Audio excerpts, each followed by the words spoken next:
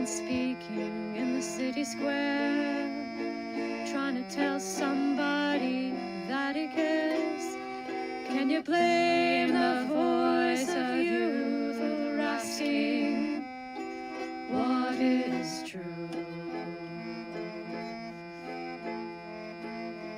Yeah, the ones that you're calling wild are gonna be the leaders in a little while, when will the lonely voice of youth cry what is true? This our world's waking to a newborn babe, and I solemnly swear it'll be their way. You better help that voice of youth find what is true. And the lonely voice of youth cries, what is true?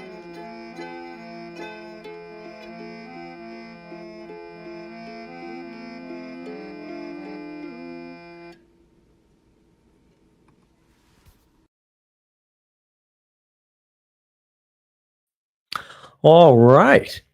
Well, welcome back. I had a little hiatus. I did do stuff last Friday, but I'm back. I guess last Friday was a failure. We didn't do a live stream. We have one now. We've got our Sampel. It's ready to go. I have a Snickers bar in case I get hungry because I didn't have dinner tonight. Reasons.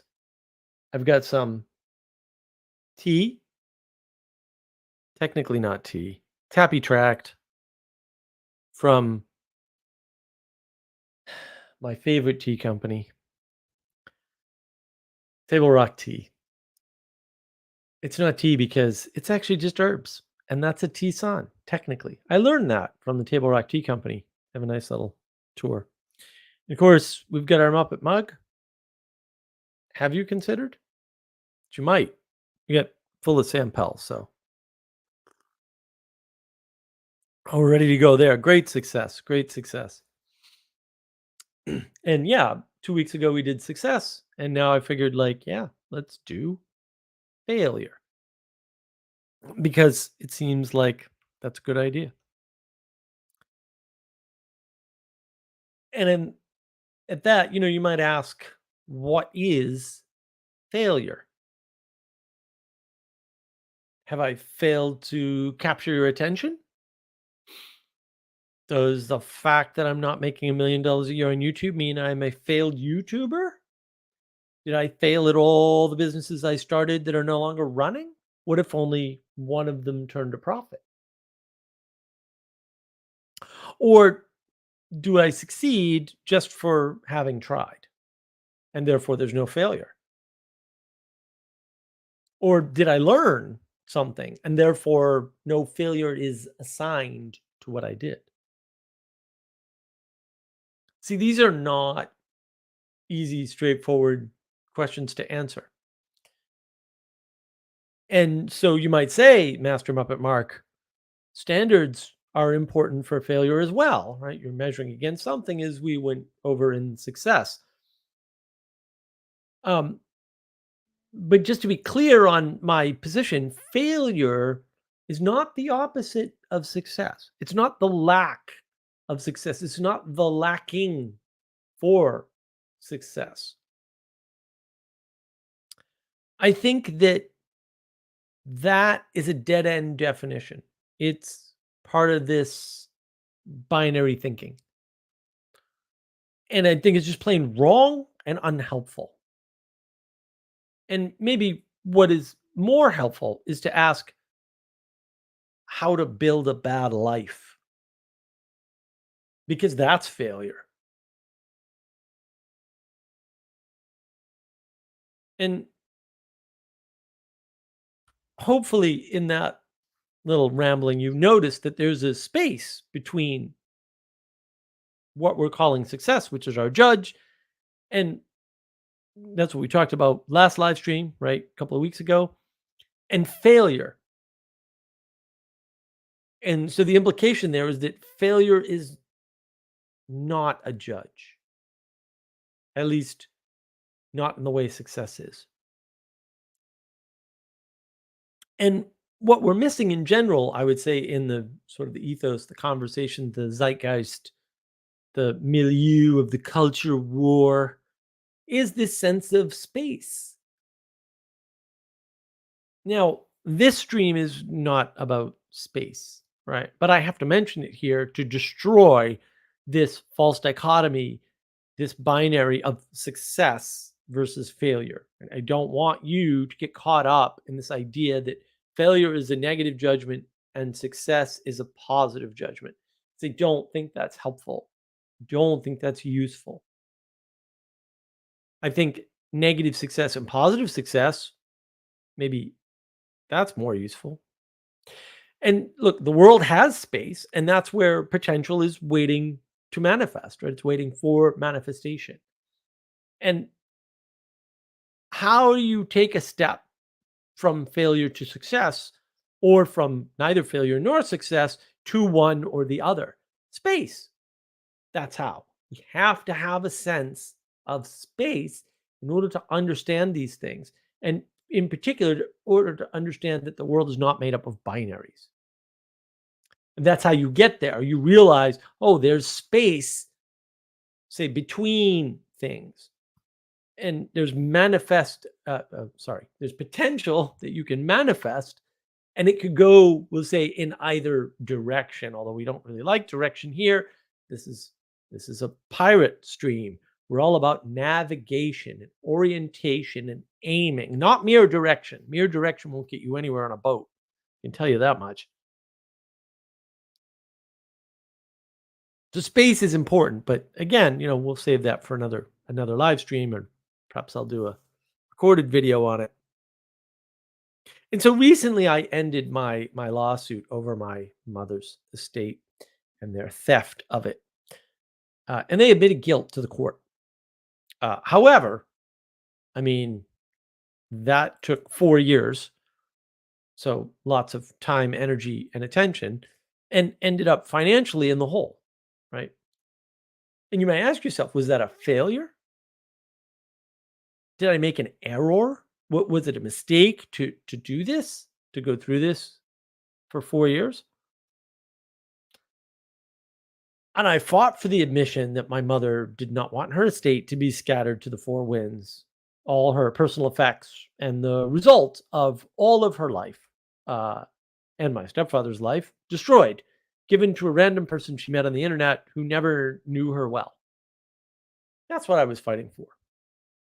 And I got that admission. So it's not a failure, nor was it an error, right? Even if it cost me tens of thousands of dollars, which it did, right? And the emotional and mental distress, along with likely physical side effects from going through this for 4 years, would say needlessly, because it's kind of needless when you knew you were guilty all along and you just refused to admit it. That's pretty needless, but it's not a failure. It's not even an error or a mistake. Sure, it didn't go, we'll say, ideally. It didn't even go necessarily well since it dragged on for so long. Uh, but it wasn't a failure. You could judge it as a success because the end goal was to get the admission that that was not what my mother wanted. It's one way to look at it. And it's good to have that admission, right? It's good to have an ending to something, even if the ending's bad. Ending things that are going poorly is usually better than continuing them indefinitely, which a lot of people do. A lot of people fall into that trap. And that's when it becomes a failure. That's when they become in a failed state. And just because you're failing now doesn't mean you have to fail indefinitely, right? And I think that's one of the things we're missing when we talk about success. We want to also talk about failure, right? Because we like that binary, that dichotomy, because it gives us a way to judge things easily, right? There's only two things. that limits your choices, makes choices easier. Absolutely, it does. But is that the right way to go about it? The thing about failure is that it is a it is a sense of deep asymmetry, right? You don't need a standard to feel failure. You can self-convict of failure. You can say, "Oh, I definitely failed at that," or "I'm definitely a failure there," irrespective of a standard, right? And you will judge yourself. Success is more easily thought of as judgment from outside, like a value or standard outside of yourself. Failure has nothing to do with that. And that is the thing, right? Lots of times we blame others, we blame society, we blame nature, we blame the outside world for whatever's happening to us, when in fact, the one judging us is merely ourselves, our subconscious, our desires, our lust. And we're coming up with excuses for these things, why they're manifesting in the world. We're saying, oh, it's not my subconscious, it's not my desires or my lust, it's the outside world preventing me from succeeding or preventing me from doing the thing. But those are all things that are internal to yourself. So we project that outside of ourselves to avoid the feeling of failure. But it doesn't work, right? You can drink your sorrows away, but you get more sorrowful because now you're a drunk. So you're kind of moving it around. But like that's just it. Like failure is a feeling. It's not outside of us at all. It's totally internal to our minds, our personal minds, right? So you can feel like a failure when everybody else thinks you are winning and have it all. That happens to people all the time. And you see that and you don't sort of think of how does this affect me? What does this mean for what I'm doing? Oh, I know what that person's doing. What does it mean for what I'm doing? Because you do that too.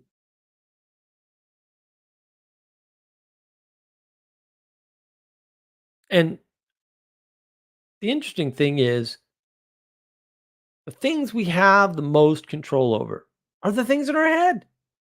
So in a way, we have the most control over our failure. Now, I'm not saying you have lots of control over the things in your head. Maybe something like meditation or prayer can help you have some control over the things in your head, but you have the most control there, right? Plus tons and tons of influence, right? You very much influence your thoughts. And that's important, right?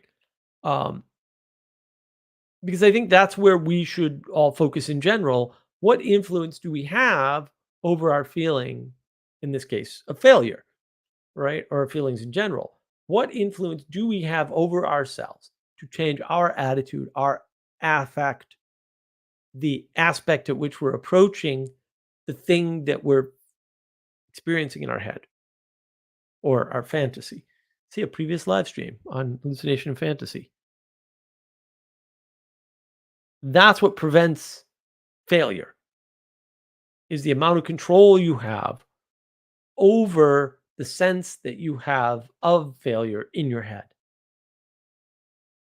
And of course, again, we don't have total perfect control over what's in our head.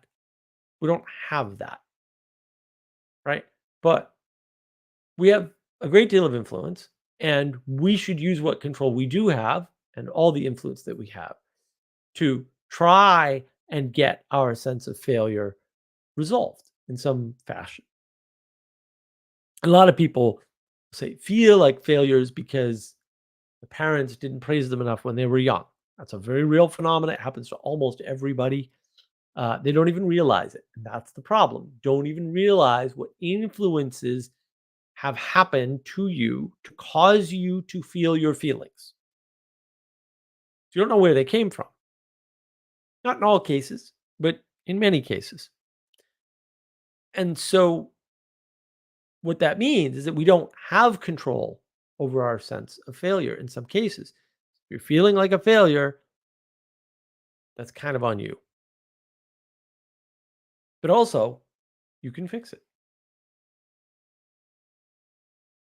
And the thing is, if you cannot get past your own sense of error or making a mistake, even if you didn't make a mistake, even if there is no error, and this happens all the time, according to everybody outside of you, right? All the people, maybe everybody thinks what you did was correct, and you still feel like a failure. But if you can't get past that connection between error or mistake and failure, then you feel failure. You feel that. That's the result, right? So failure is wrapped up to some extent in what your goals are, in the standards you set for yourself.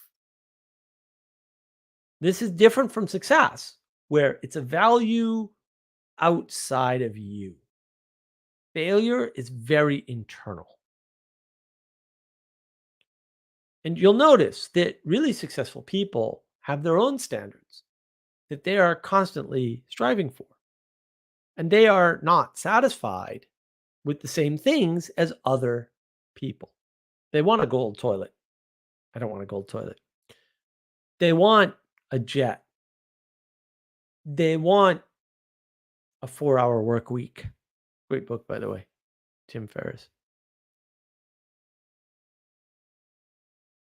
They are unconcerned with the standards of others to a large extent, not entirely, right? I mean, we all need that validation externally, right? We outsource our sanity. But they're pretty unconcerned in general with what other people think of what they're doing and how they're doing it and what they have and what they prioritize, because the stuff we have is really just expression of our priorities. And these successful people, they have their own relationship to virtues and values. And they know what that is. Now, you may not agree with it. It may be bad, but they have it. Like I would point at Sam Harris and say, is a bad relationship to virtues and values. Has a relationship, and he thinks he's successful, even though I would argue he's kind of not able to avoid evil at all. And I have videos on that, of course, on navigating patterns, because of course I have videos on that. One of my more popular videos actually is a Sam Harris video. So highest value. And this is an asymmetrical relationship between the inside and the outside. Because the world isn't your internal conception or the conception that you perceive others as communicating to you, right? There's the famous problem of somebody says something, you interpret it. How do you know that their interpretation of what was in their mind as it came out in words matched what was in their mind? And then how do you know that your interpretation of what you heard, and maybe you didn't hear them perfectly, is accurate to their interpretation of what they said, right? There's all this, it's very complicated. Language is enormously complicated. Everybody says conversation is going to save the world. I'm like, language is so imprecise and imperfect and ridiculous that no, it's not. It's going to make things worse. And it does reliably. We see that.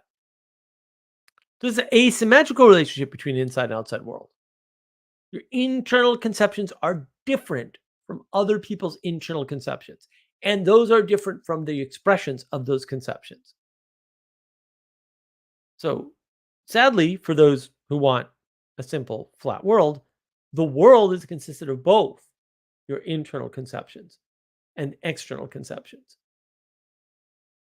That's a problem, unless you don't make it a problem. You don't have to make it a problem.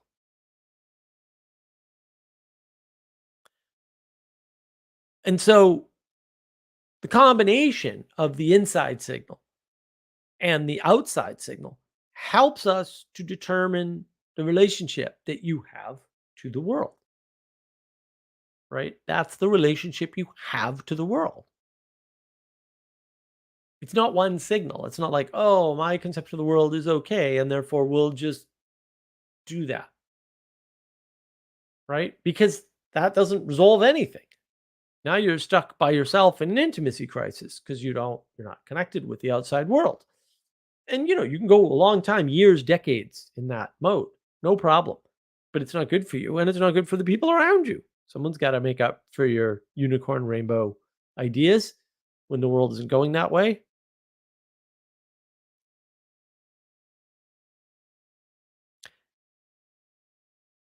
And it's inevitable that this inside and outside signal come together to form our world, right? Form that relationship. And that's why you can plan to fail or fail to plan. It's a deep asymmetry. It's deeply asymmetrical. Planning does not prevent failure or error, doesn't prevent mistakes,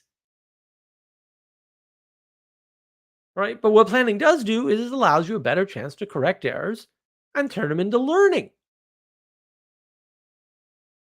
which is really what failure is for, right? You do something, doesn't go the way you predict. Your prediction engine is wrong, needs to be corrected. You have to admit that your prediction is wrong in order to correct.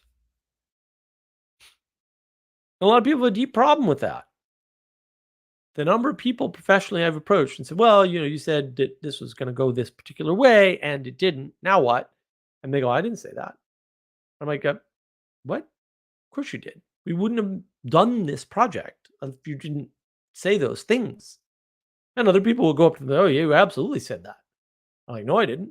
I have had people type up project plans and said, this is what's going to happen and this is the result and blah. And I've taken a project, but I didn't type that. You kind of did. I mean, we're in a deep denial when things go wrong, right? Because we don't want to have erred. We don't want to have made a mistake. We don't want to have failed. But the thing is, you only fail when you don't admit the error.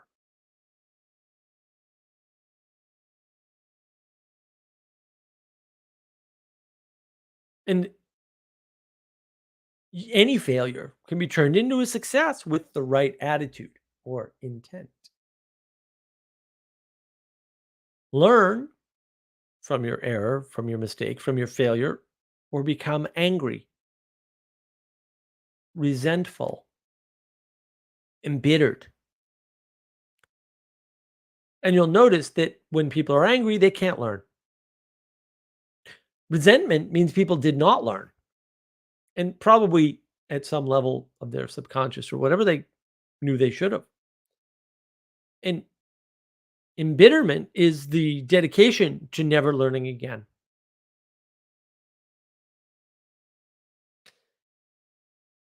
It's all wrapped up in the escape clause of the false dichotomy, the bad frame, the binary. That's how we get caught in anger, resentment, and bitterness. We don't recognize the space for change, the space for growth. The way out is learning, growing, becoming more than you are today, rather than accepting some bad frame of success or failure. And the problem with, say, treating failure is that it's internal. And so other people have a limited range that they can apply to help you through failure. If you feel like a failure, there is very little other people can do for you. Very little. Because it's an internal thing. It's deeply internal. It's a big problem.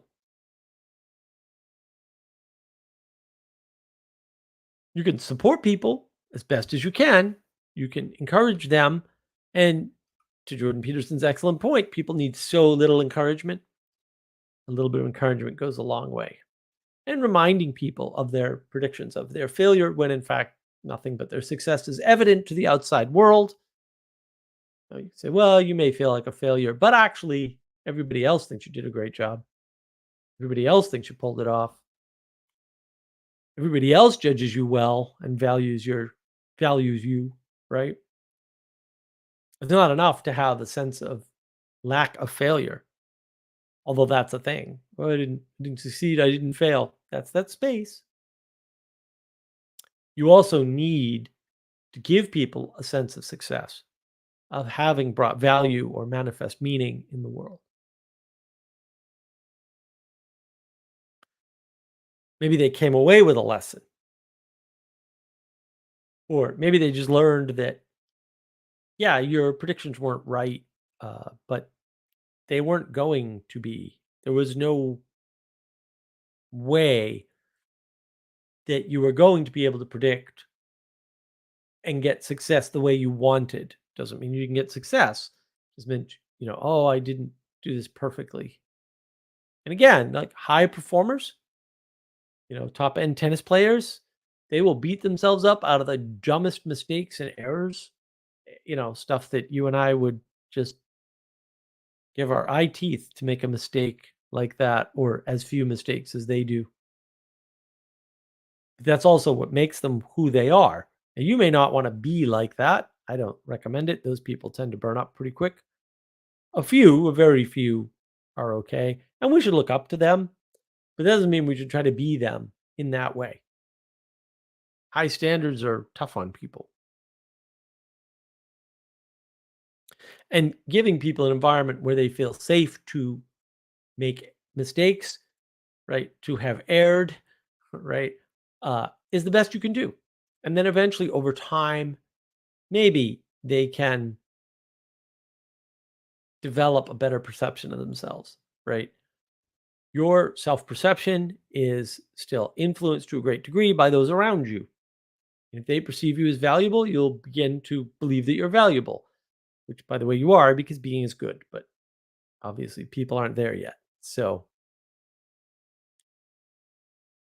that to me is what's important, is that sense that you can give people that failure is a choice, a personal choice.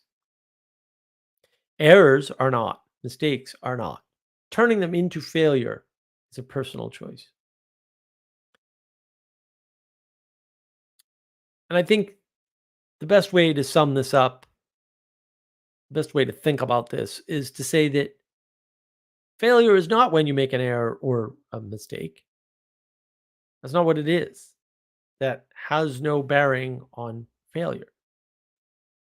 Failure is when you do not submit to making an error, or perhaps to the idea of error itself. Because if you do not recognize an error or a mistake, if you do not do this, you cannot learn.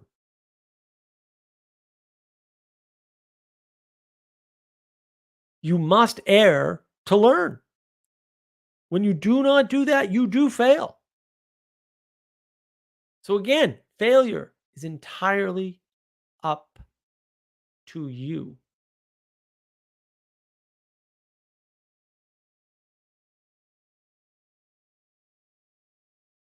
Now, I thought that was pragmatic enough for all the Muppets, but I want to hear what y'all think in the live chat, because that was really as far as I wanted to go with failure. I didn't want to harp on it too much because I do think at some point it's much ado about nothing. A lot of people are caught up in this failure idea when, in fact, for me, it's barely existent concept. It's only failure when you do not open a space to embrace mistakes and embrace growth and learning from those mistakes, from those errors, because errors are inevitable. We live in an imperfect world, it turns out. Might be a newsflash for some people, I don't know. But we do live in an imperfect world. And the question is, how do you deal with that? Right? The question is, what do you do about the fact that you are stuck living in an imperfect world? Because you can say, "Oh, I did this thing, it didn't work out the way I expected, and therefore I have failed.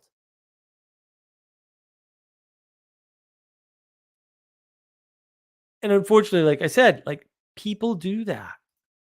And it's terrible that people do that, but they do that.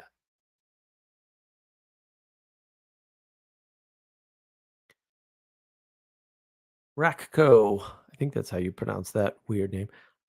I love the embitterment is the dedication to never learning again. Well, thank you. I like that too. I came up with that just a few short hours before this. Um, Matthew Peralta. Yeah. Errors are a part of success. Pretty much. Yeah. Yeah. Yeah. Wallowing in the errors is the failure. I mean, yeah. Embitterment. Yeah.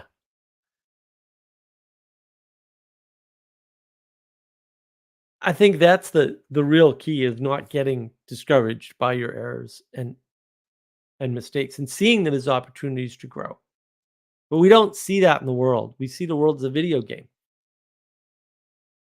And the more I sort of look into that, the video game problem seems to be much more of a culprit than than I would have hoped. I'm like a fan of video games, so it's hard to realize video games give us a distorted view of the world and how it operates because there is a perfect answer in most video games.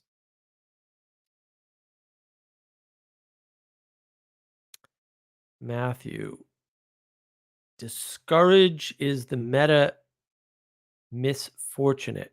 Um, Meta is not a word we use here. I hate that word. I have a video on that. Why encouragement is so moving and profound. Encouragement can be moving and profound. The problem with encouragement doesn't solve all problems. Like you can encourage people all you want, and if they can't hear you, they can't hear you.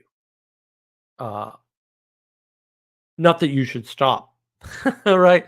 Just you shouldn't expect it to be magic because we're expecting in the age of gnosis for a lot of things to be magical, right? Where my actions or my words are going to have some outsized effect on the rest of the world. And we live in a fallen world, right? It's imperfect. And so things don't work the way we want them and they don't work the way they do in a video game. Video games are very accurate and precise. They kind of have to be because electronics. And we get this weird sense of the world and we want it to be that closed world, that easy, logical, understandable, there's a perfect answer sort of place because of video games, partially, and it's not. If you play as a try hard, video games have benefits. Everything has benefits. This is the problem with these benefits arguments that people make. Actually, everything has benefits. This isn't helpful to know.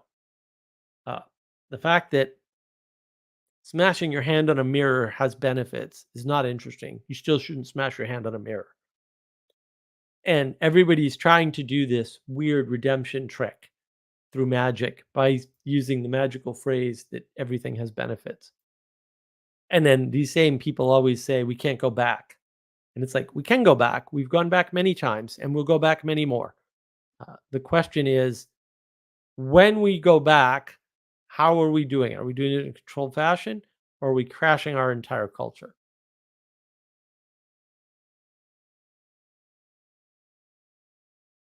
Matthew, meta misfortune, as in the ultimate misfortune of one's poor handling of the misfortunes.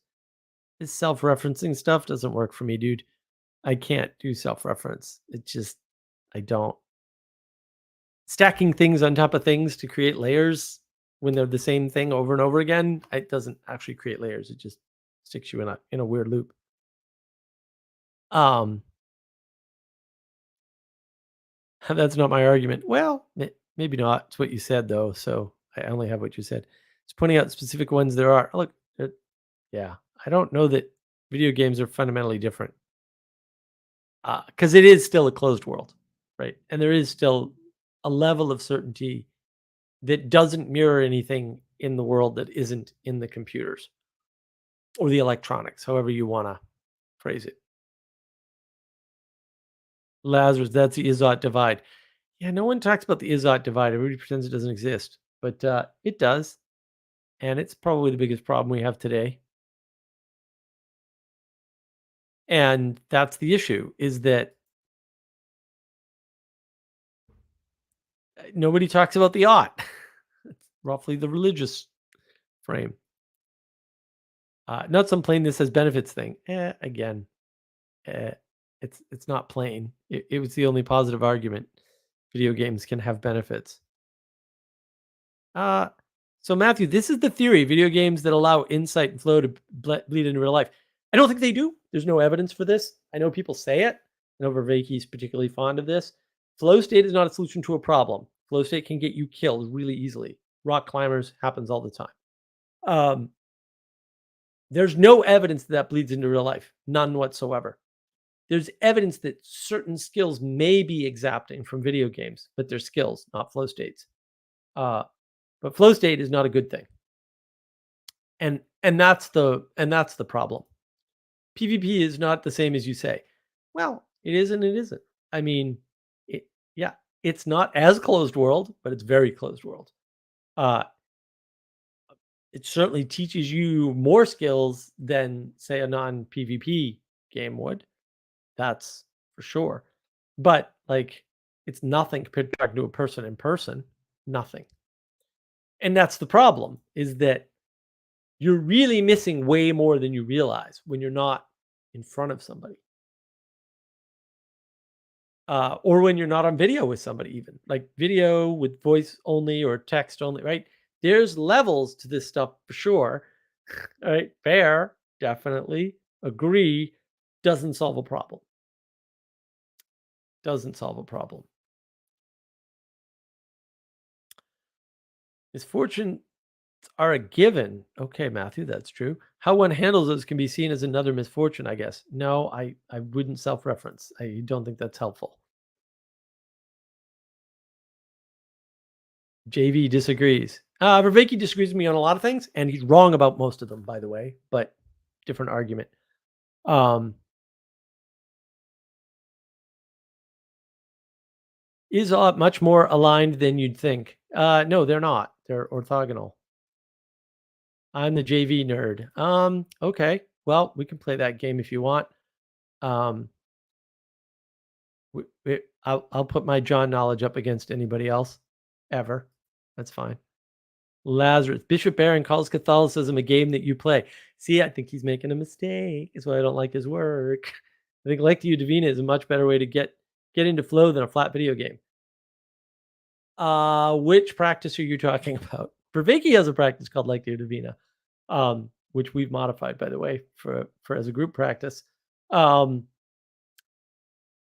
Certainly interacting with the text. The Protestant version, where the sola, you and the text, not a fan. The Catholic version of Lectio Divina is much better. Yeah, I don't know.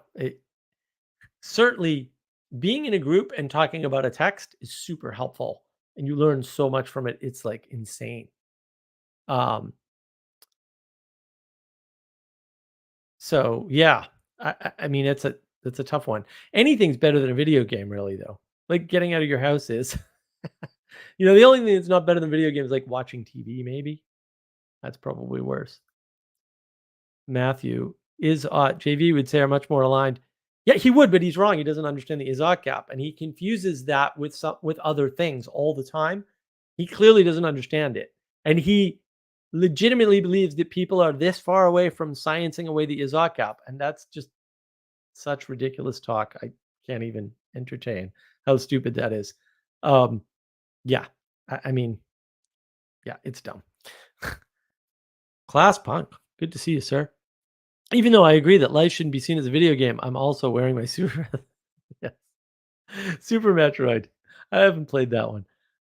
Look, I mean, again, I'm a video game fan. Like I was a pretty good Quake World player. Talk about PvP.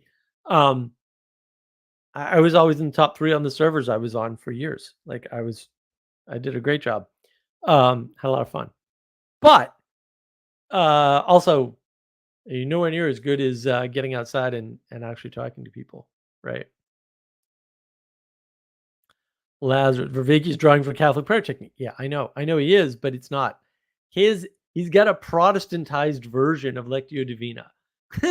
That's that's actually the flaw we corrected with our practice, with the group version of that practice, which we're renaming, by the way. We corrected the you do this by yourself with the book, which is a very Protestant way to do things, obviously, right? So that's what we corrected. And yeah, I would agree that that particular practice was amazing, and people got a lot out of it. Um, and yeah, I mean, it was great. Matthew, he'd argue that the laws of what is and the normative patterns we've inherited as what ought are much closer. Yeah, he'd argue that, but you know what? He can't actually make the argument. He says that over and over again, but I've never heard him make the argument because he can't. And I know he can't. I look. We've asked for Vervaeke about this many times. Been a lot of access to Vervaeke on the old Vervaeke Discord server, which I left, by the way. The BOM too, because rebels. Can't stand it. We've talked to Vervaeke about this many times, multiple of us, and he just doesn't have an answer. He says a lot of things over and over again, but he doesn't make an argument. He just says that one exists, and I can argue anything. So the fact that an argument exists is not an impressive thing to me because I'm really good at making up arguments. That doesn't mean it's a valid argument or that it should be entertained. That just means that you can be argumentative, which I'm particularly good at. Like if you need to know how to argue something, just call me up and I'll right off the top of my head, shit, all right, make an argument. It's great. Lazarus, specifically Michael Casey's book called Sacred Reading. Yeah. Yeah.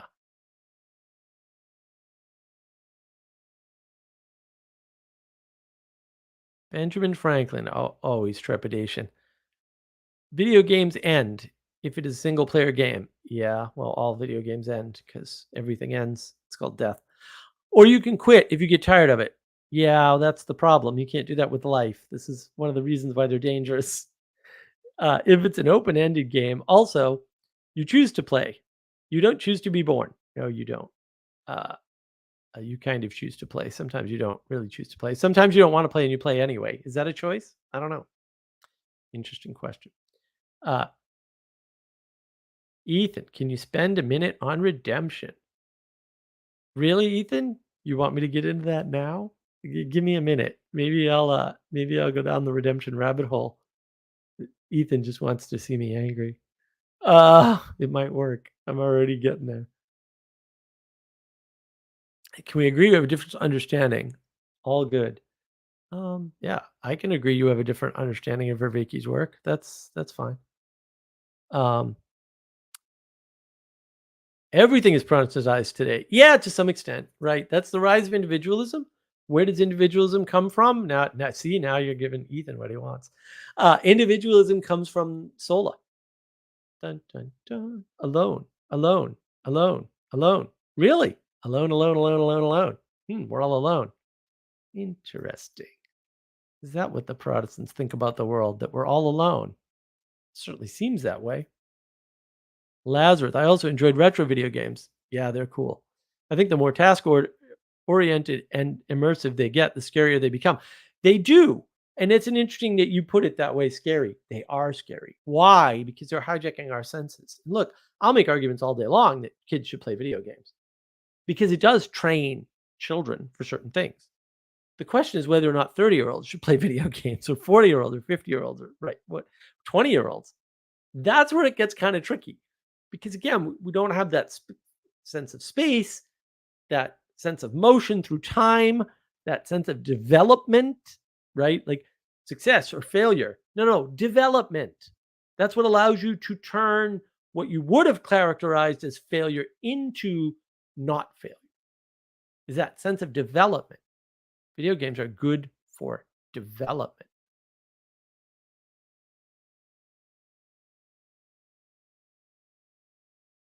Should look into the JV Discord. The JV Discord's garbage. You can go to the Awakening from Meaning Crisis Discord server if you want.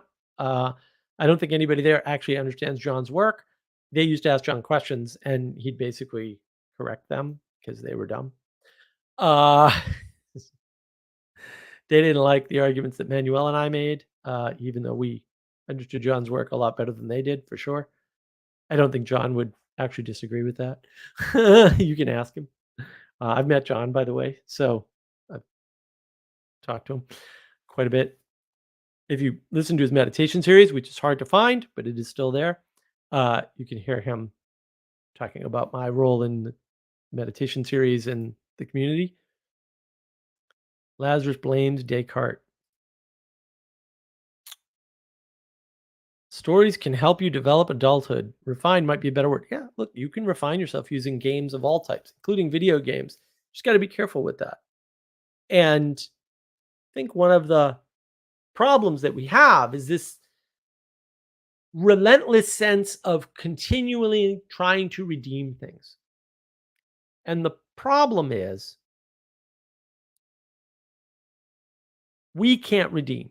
That's not up to us. In the Protestant worldview, they seem to think they can, or that redemption's coming, or that it's automatic. And it's like, I don't think that's how it works. Uh, I don't sense of development, a new chapter title. Okay, Elizabeth. I don't think that's how it works. I think the problem is that we want forgiveness to cause redemption, and then we want to ask it of others. And for me, forgiveness is very personal, right? Like, I forgive you so you don't live rent free in my head. The only purpose of forgiveness doesn't help anybody else but me. And I'm fine with, like, I think that's great. And then if somebody's quote sorry, they don't say they're sorry, they repent, which is an action, not a word, not I'm sorry. That's not repentance. That's you saying magical words and expecting magical results. But I'm a pragmatist. I need to see results that are independently verifiable. So hopefully results that I'm not the only one that notices. Although maybe, because we live in an imperfect world, it turns out. I don't know if anybody told you. And then maybe redemption will happen to you, but that's not an earthly concern in my mind. It's an ethereal concern. So I don't, redemption's not my business. But this constant idea that, oh, well, Hegel said this thing and it was wrong, but you should read him because maybe you shouldn't. Maybe that's wrong. Like maybe you shouldn't read Foucault and Derrida. Like maybe whatever goodness is in them is not outweighed by the badness that's in them. Right. Maybe, right. So you shouldn't redeem them. You shouldn't say, well, postmodernism has a point. Maybe you shouldn't do that. Like maybe you shouldn't make that statement. Maybe that statement's dangerous. Because maybe somebody else will get caught in the web, right? Maybe you shouldn't entertain Karl Marx's ridiculous ideas because they're ridiculous. They're the ideas of a 3-year-old, your average 3-year-old. Maybe not. Maybe not. Well, Matthew, I'm glad that John Vervaeke is your intellectual hero. I wish you had a better one. I know John's work pretty well.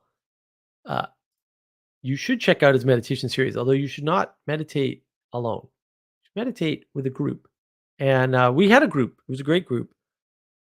Too bad they kicked us off the server. They didn't really kick us off the server. Too bad they took away our ability to do group activities on the server, which was what we were there for. We would still be there, but no. Yeah, Elizabeth, we'll get sense of development as a chapter title.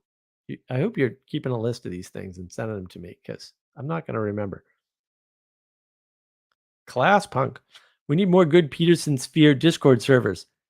Oh, that's not a bad idea. You want to run a Peterson Sphere Discord server? I'll advertise it since we've got the website. Although we transitioned the website, so it's in this transitory state. We changed hosting providers to me from GoDaddy because GoDaddy sucks. I also think Peterson would be happier spending more time on Discord video chats than getting angry at stuff on Twitter. I don't think so. I think anger is important. And I think this deep sense of redemption is why people have a problem with anger. Part of this idea of failure and part of this idea that anger is bad is wrapped up in B.F. Skinner's work. B.F. Skinner's a famous psychologist. He did a lot of good work He did one very bad piece of work. And that bad piece of work is around his positive only feedback. So he has this thesis that, roughly speaking, is negative feedback is bad for the person, and you can just give people positive feedback, and that works. He tried for years to prove this, and every time he tried, he disproved it. And his son tried too. This experiment called Walden and Walden 2. And it failed every time. It failed at every scale. It didn't just fail at the scale of humans, it fails at every scale.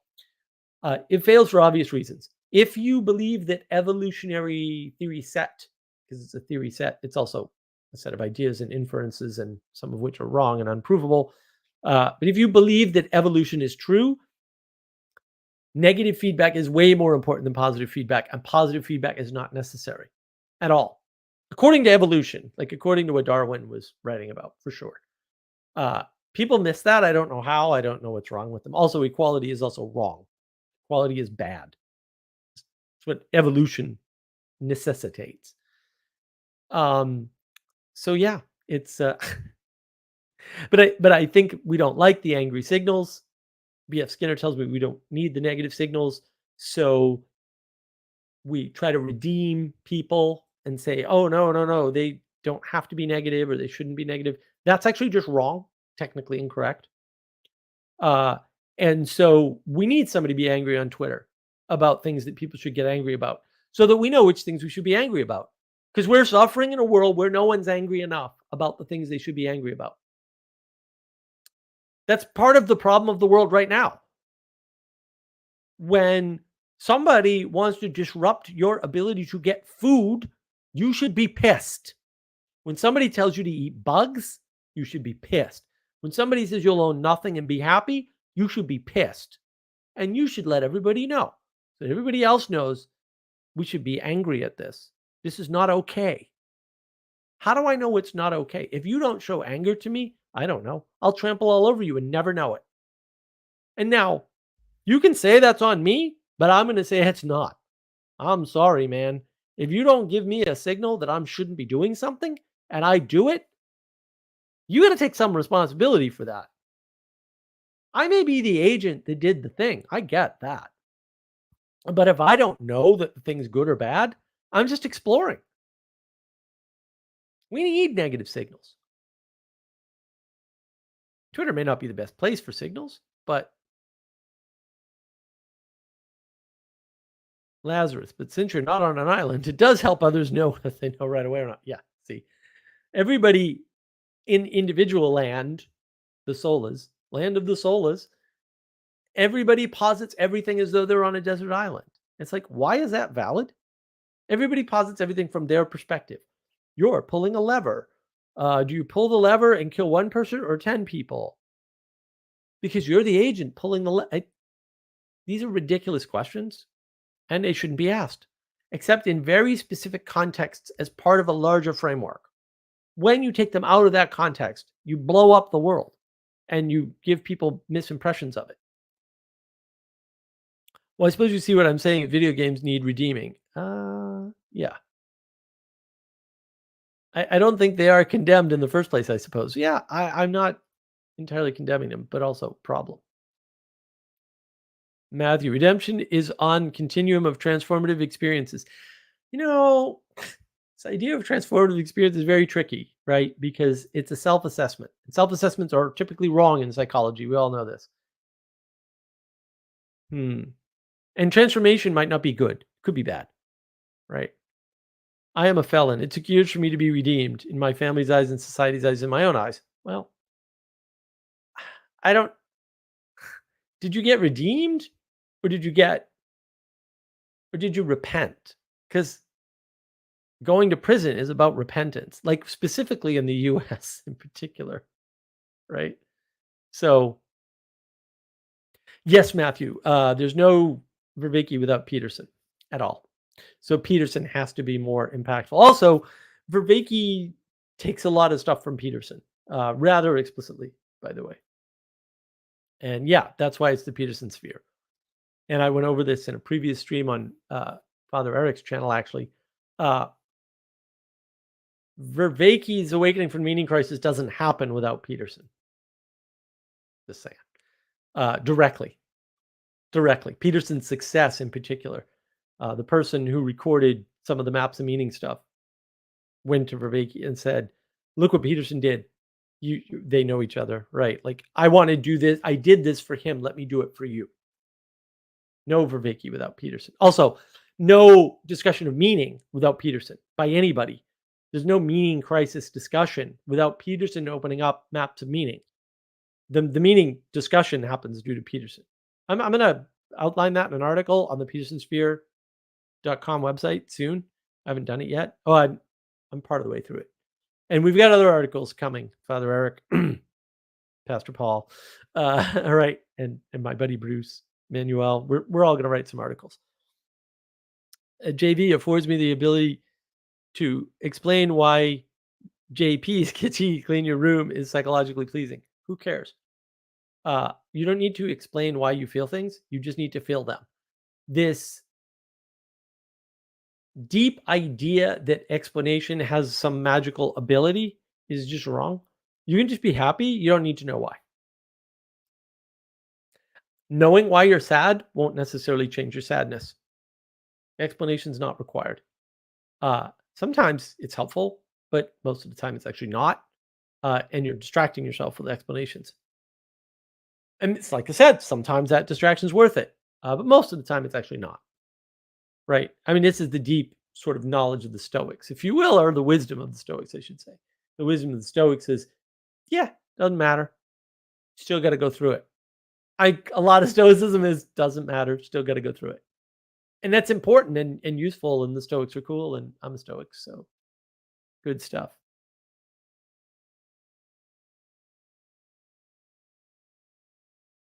Agreed. Men without chests. Yeah. Benjamin Franklin, is owning slaves the source of happiness? Why do you do this, dude? Why? Why do you do this? Renting slaves seem to be much more comfortable. Your framing is so weird. First of all, we're all slaves and we all own slaves. We need to get over that. I know everybody's talking about chattel slavery. Look it up if you don't know about it. When they talk about slavery, but also that's not the only form of slavery, and it's a stupid conversation. You are a slave to the things you were born into, and you're a slave to the past that afforded you all the things you have today. Sorry, that happened to you. You get over your trauma and move on with your life and be a Stoic, because they would tell you not to give a crap. Elizabeth, true. Here is to anger. You should be pissed. Yes. Coming after a sense of development. You can't develop without anger. I mean, this is, if I wanted to give any credit at all to the idea of opponent processing, which I don't, by the way, that would be the credit I would give it. I would say the negative conflict and confrontation that comes from pushing back on things that should not be, or things that aren't helpful in reality or helpful to relate to reality or relate to meaning, is a form of development. And in that way, your opposition to things that are not good, are not true, and are not beautiful, all three at once, please, is a way to develop. That is the happiest and most satisfied I can get about this idea of opponent processing, which otherwise is a reprehensible, miserable idea that shouldn't be entertained by anybody ever, because we are creatures of cooperation. You want war? Opponent processing is how you get war. All opponent processing will end in war and must end in war and cannot end any other way. I'm not a fan of war. I'm still a no on war. So if you're not a no on war, opponent processing is fine with you. It says more about you and not about me. Not simplistic. It's familiar and obvious starting point. I agree on context and perspective is obvious. Well, we have to be. Hey, I'm not doing it, Benjamin. I'm not doing it. Matthew, interesting. You think he wasn't teaching that material without JP as a colleague or influence? I think he said as much in a video. I think that's how I interpreted the video, and that may not be a correct interpretation, but actually, I really think it is. They obviously have a deep love for one another. They've had many deep discussions, and also the online aspect for sure. I can tell you for sure, direct experience For sure, no online. None. No Meaning Crisis video series at all. Without the rise of Peterson. It would not have happened. No, the people involved explicitly told me this quite clearly. Yeah. I think Peterson will footnote to someone else. No, he won't. Peterson's a very unique character. I'm going to outline that in my article. So, yeah. Knowledge and understanding is almost always intrinsically good. No, and never, actually, never. Knowledge is intrinsically evil, but uh, can be brought into goodness with great effort. But basically, especially the modern conception of knowledge, uh, knowing all the things in the world and doing nothing is still doing nothing. And doing things without knowing will still manifest goodness. But the opposite is not true. So, no, it's not good. Goodness requires effort, and knowledge is not effort. Knowledge is mostly a distraction.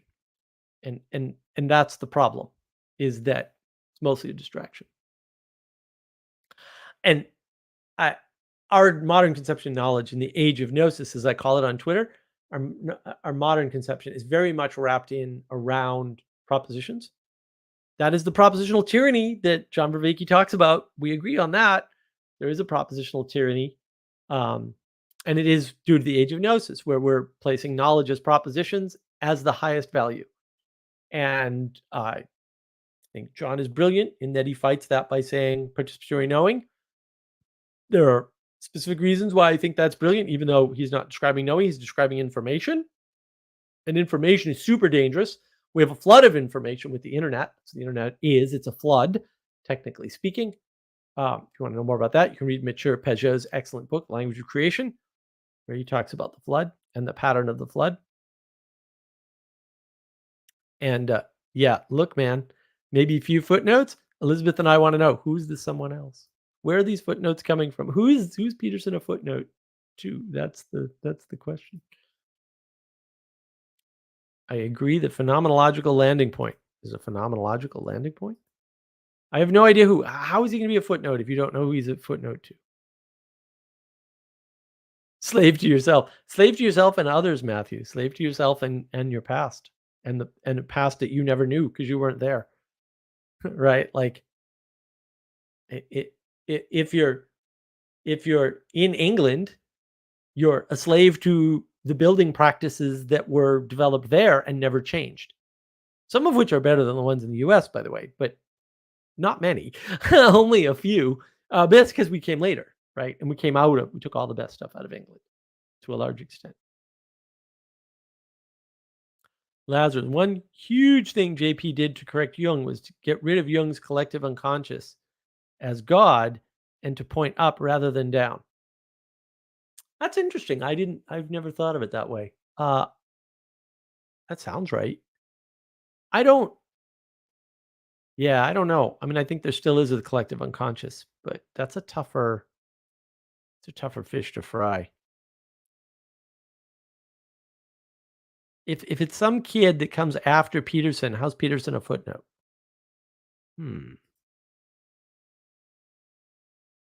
Class punk. My problem with trying to run a Peterson Sphere server is too complex for me to bother to explain in text. Small part of it is I don't want to do the moderation. Well, yeah, that's the problem. God bless the moderators.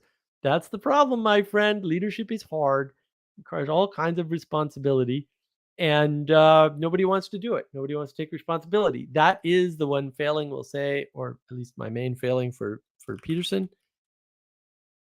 is he doesn't want to have responsibility. And neither does Peugeot, and neither does Vervaeke, and none of these guys want responsibility. Matthew, interesting. I think knowledge implies a body. No, it doesn't. Which implies action. Nope. Body implies potential. It doesn't imply action. Sensory motor loop. No such thing. Perception is action. Nope. Perception is not an action. Perception is specifically an unaction. In fact, I would argue that a flow state is in fact when you're so active that your perception changes and is limited in your action. So you have a cognitive load. that cognitive load gets manipulated by your action in the moment, and that changes your ability to perceive, and you become ultra focused on the thing you're doing. That can be very good, or it can kill you. Either way, and it kills people all the time. Flow state is not a good thing. Interesting info versus perception. Matthew, navigating patterns, knowledge engine. John is aware of this model. He doesn't like it. That should straighten you out on the difference between knowledge and information. And if it doesn't, put a comment on the video and let me know. Because I didn't make the point. That's fine. I think Enrique touches on info as participatory knowledge. I don't know. I'm at my edge here. Yeah, Enrique is an interesting character. A little nutty. I like him though. We've talked to him a couple times. He's a great guy. Really friendly. Love his work too. So it's really interesting. John is talking about knowledge, but describing information. You need to insert a hierarchy, and you need to get rid of participatory because that's not a type of knowledge or information. It's the way we frame things, roughly speaking. See that knowledge engine video for more. And let me know. I want to improve on that video, and I never get comments I feel are worthy enough to improve that particular slides deck. And I do still have those slides. I should improve those slides. I got more slide videos coming, although a bunch of technical problems. My laptop blew up. My battery almost lit on fire. That was fun. So we're trying to resolve all that. I got a new battery. I got some more storage in my laptop because it's desperately lacking. Yeah, all kinds of things. Lazarus, there's still a collective. Corbin calls it Sophia. Oh, interesting. The world soul, which points down. Yeah, not a fan of these people. This stuff is way too easy to have philosophers doing it. Matthew, welcome. Thank you. Hello. Good to see you. You want to talk about Vervaeke? I'm somewhat of a Vervaeke expert. We can talk about whatever. You said enough stuff that I disagree with pretty blatantly that I was just like, okay, I gotta give this guy my attention. So I've definitely seen you a couple different spots. Though I will say this, as the quote unquote Vervaeke nerd of this, what I still calls TLC. I know you don't think that's a thing, though we could talk about that because I've had thoughts on that here even recently. Sure. I am impressed that you do seem about as well baked in Vervaeke speak and his kind of worldview he lays out and his awakening from the mean Christ. I've watched it multiple times. So that's definitely my go-to. But even just you say, I guess I think you may have misunderstood me when I say knowledge implies a body. I think maybe we're misunderstanding each other or talking past each other. I don't quite understand how you're refuting that. And then I would also say the other one that I was just like I kind of threw my hands up was the perception is not action. Like these are just like fundamental beliefs in my I mean we can go with the basic biological notion of the way you take in light through these optical organs here is through a rapid vibration and I think it's an off rhythm of them and then an inversion of the light. It's way more complex than I have much understanding. But the fact to think that that's not some kind of active sensory motor loop, maybe it's not some kind of agentic thing, but we can draw a distinction between agency and action. Go ahead. Yeah. Well, there's a distinction between agency and action, two different words, right? It's easy. That's easy, right? Two different words means two different things. It's not that hard, right? Okay. Which is not to say that any word is valid, which is a different problem, right? Okay. But those are old words, agency and action, old concepts, and they're old words. So we can draw that line. I would say that without an agent, there is no action. Mm-hmm. That's a problem right there. Mm-hmm. People freak out. I think you just put your finger on kind of what I was kind of hinting at, actually. Honestly. Okay.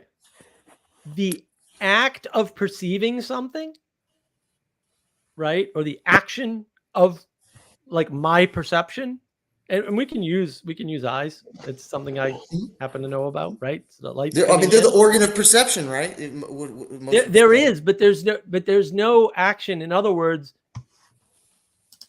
you can't tell what I'm seeing right now.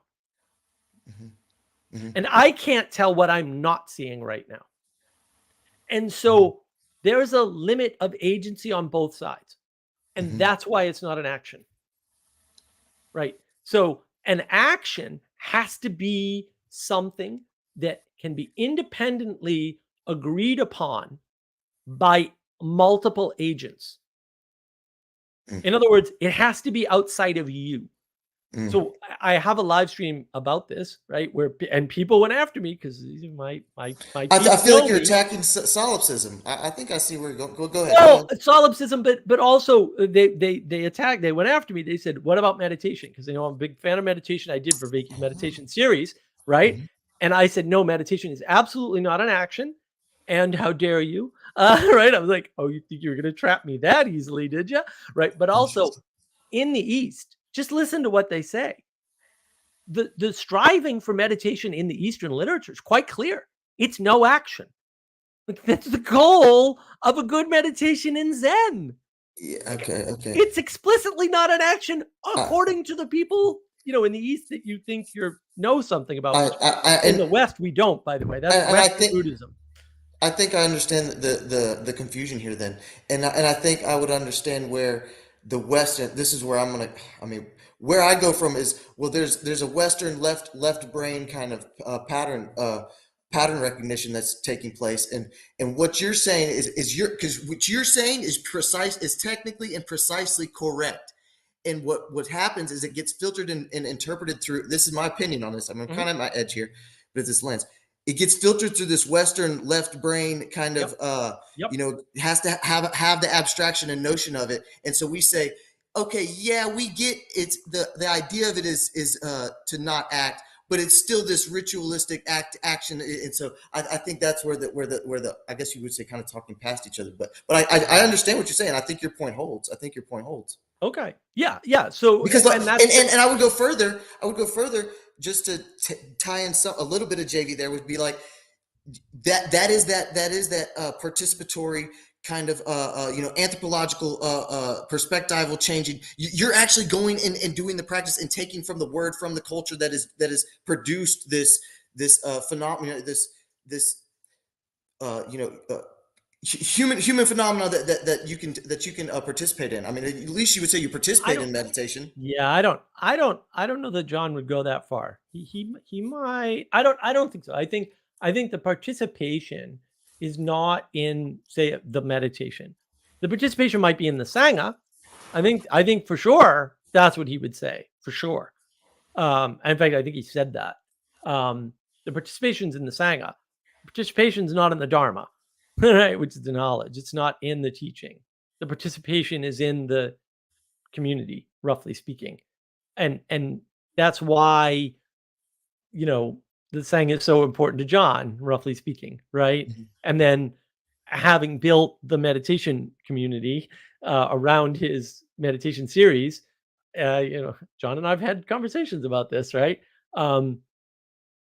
That participation is deeply meaningful to people. Like, that's the thing that's meaningful, is the manifestation of the community around the ritual, around the activity. Ergo, don't meditate alone. Meditate with other people, like you said. Right. That's interesting. It's very, very super interesting. important. It's well, super and I will say this. Just let me do the perspectival lived experience thing. That's as far as I got before on my journey back to Christianity. That's where I got and where my story broke. And then I'll let Mr. Punk speak. I feel like I can hog the mic. Okay. I was doing I was on very much a Zen kind of a Buddhist cognitive. I had already encountered John's work, but I was already on that route with different Alan Watts entry points and all this different stuff.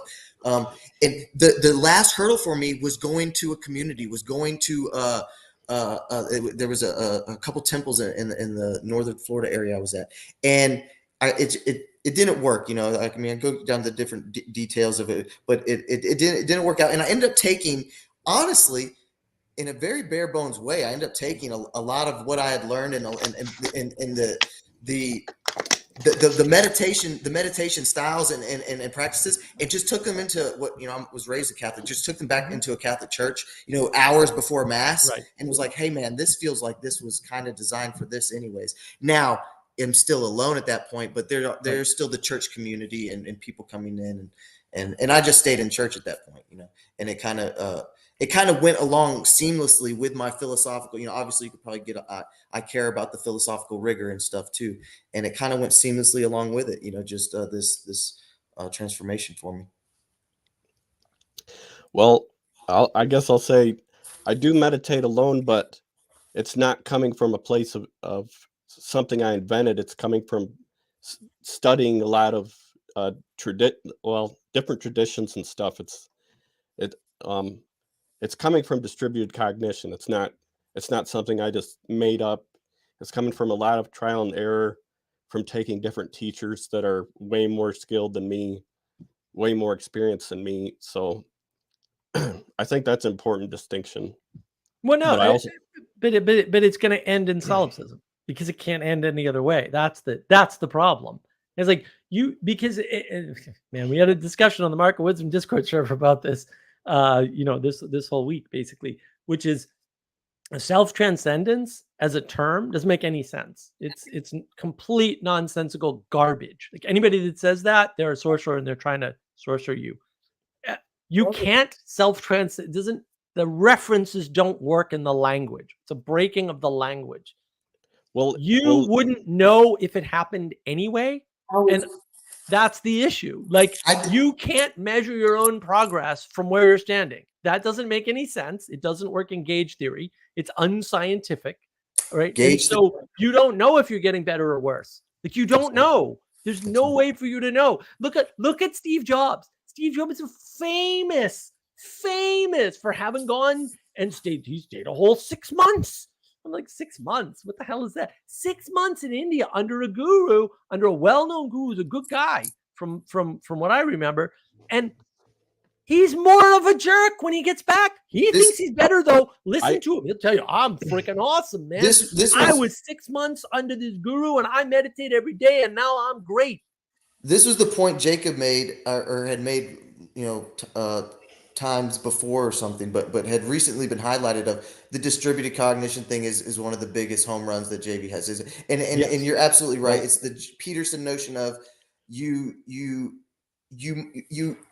participate in sanity by with society. Society is how you're regulating or any kind of feedback on whether you're a sane person or an insane person. I think you're, and hey, let me just tell you, just to get to your horn, I love the gauge theory concept. Like that exploded in my brain when you said that, because that's such a great, just taking the two fields in the convergence there. It's like, if I am the gauge, then how can the gauge reference myself? It's like, you just nailed it. But I will say this, I brought, just to do another shout out to Jacob. I had brought up me and him are kind of brave, and we'll touch the political barely. I think we both are still wise enough to understand the futility and kind of the strict narrow purpose of and fun and ability of those kind of conversations. But I'll say is that I mentioned that as well on like the individuality kind of aspect, and I guess he kind of did the Pageauian move of like, properly nested, there can be a useful and fruitful notion of the individual and what that means. But on the whole, I take your framing of it much more. I think is much more valuable, and it's much more holistically, just inherently. It's just like that doesn't exist. It doesn't ever work. It's taking a hammer and hitting everything as a hammer, and like it worked for a little while and a little political. And I don't want to get off to that, but go ahead, Punk. Oh, I would just say it's okay if we partly disagree, but I would say that in my view, the measurement of the progress can be found in some of the teachings. For example, the Ribhu Gita says that bliss is the measure of consciousness, and it's referring to the Sanskrit word ananda when it's saying bliss. And I could go into theories on that, but I don't want to get too deep into theoretical territory with this. For sure. Yeah, shoot some heroin up, dude.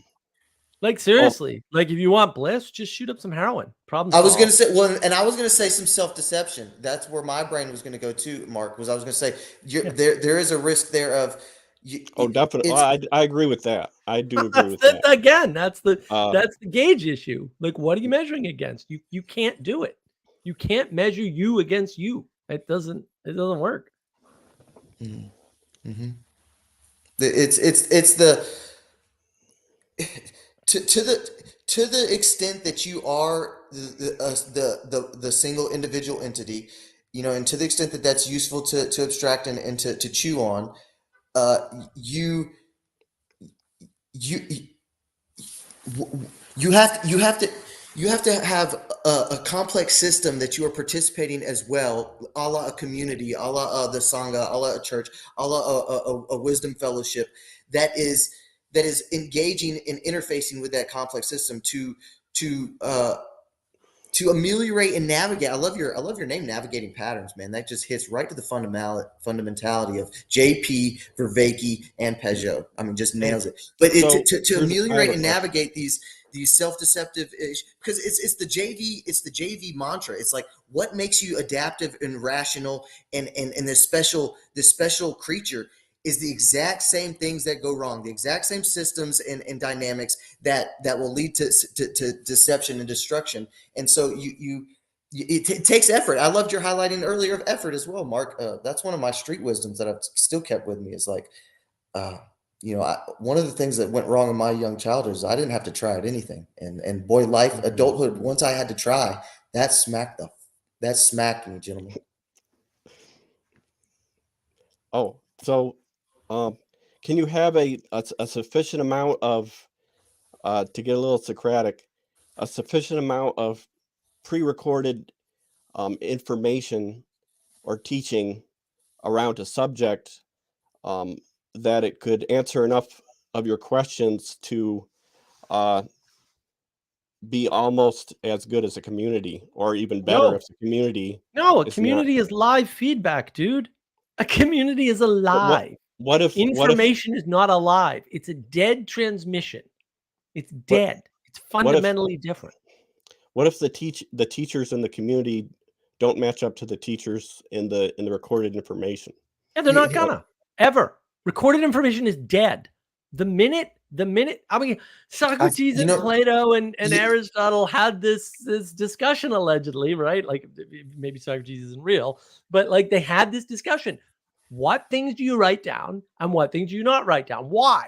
Because when you write it down, it's wrong immediately, and it just gets more wrong. And one way to look at this is just say physics is correct about entropy. Entropy is real. I believe entropy is real. And that means anytime you write anything down or record anything, it dies immediately.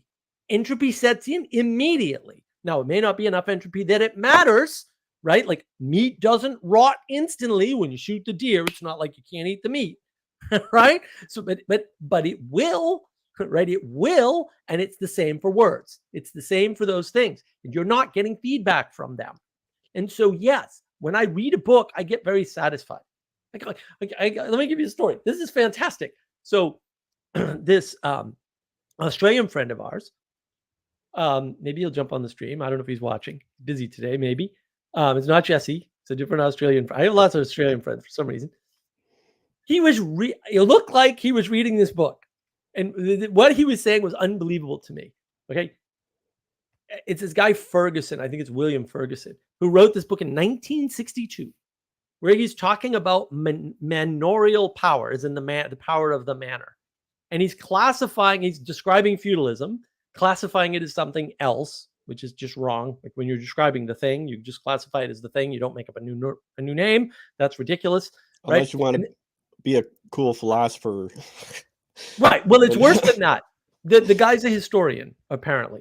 And in the book, he's writing, well, at this certain time period of history, roughly the mid 1600s to the late 1700s, for some reason, economically speaking, northern Germany stops expanding, and in fact, fields go fallow. right? So there's nobody tending the fields anymore, and there's a huge economic collapse, and we may never have an explanation for it. And he's reading these words, and I'm going like, isn't that like the period of the plague? And I looked it up, and I'm like, oh yeah, there's the plague. Was it 1394 to whatever, or 1376? Sorry, to whatever. And I was like, all right, so it's this same time period, and there's a population collapse, and this guy's like, economically speaking, we'll never know why this happened. And I'm like, and he wrote this book and he published it, and I'm kind of like, okay. And then people read this book, and like, you didn't know, like, and they didn't. Or you can look at Plato's Cave, and that video is coming. It's done. I think it's done. It's in the editor's hands. You can look at Plato's Cave, an argument with somebody on Twitter. I said, Plato's Cave is an individualistic blah escape. And I said, no, it's not. Go get me the references. Just go. It's a book. Grab the book. Grab a copy of the book. Okay, I have mine right here. In the book, there's little numbers with little letters next to them. Show me where in the independent thing from you and me, because we can both have a copy of the same book, this mystical individualism is. Because Parable Plato's Cave, book 7, is about the polar opposite of individualism.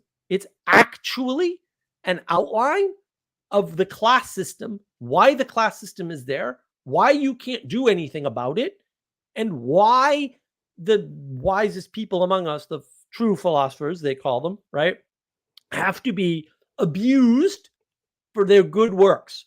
And the answer is for the good of the city, not for the good of themselves, because it's not good for them. Everybody reads this damn thing and somehow misinterprets it.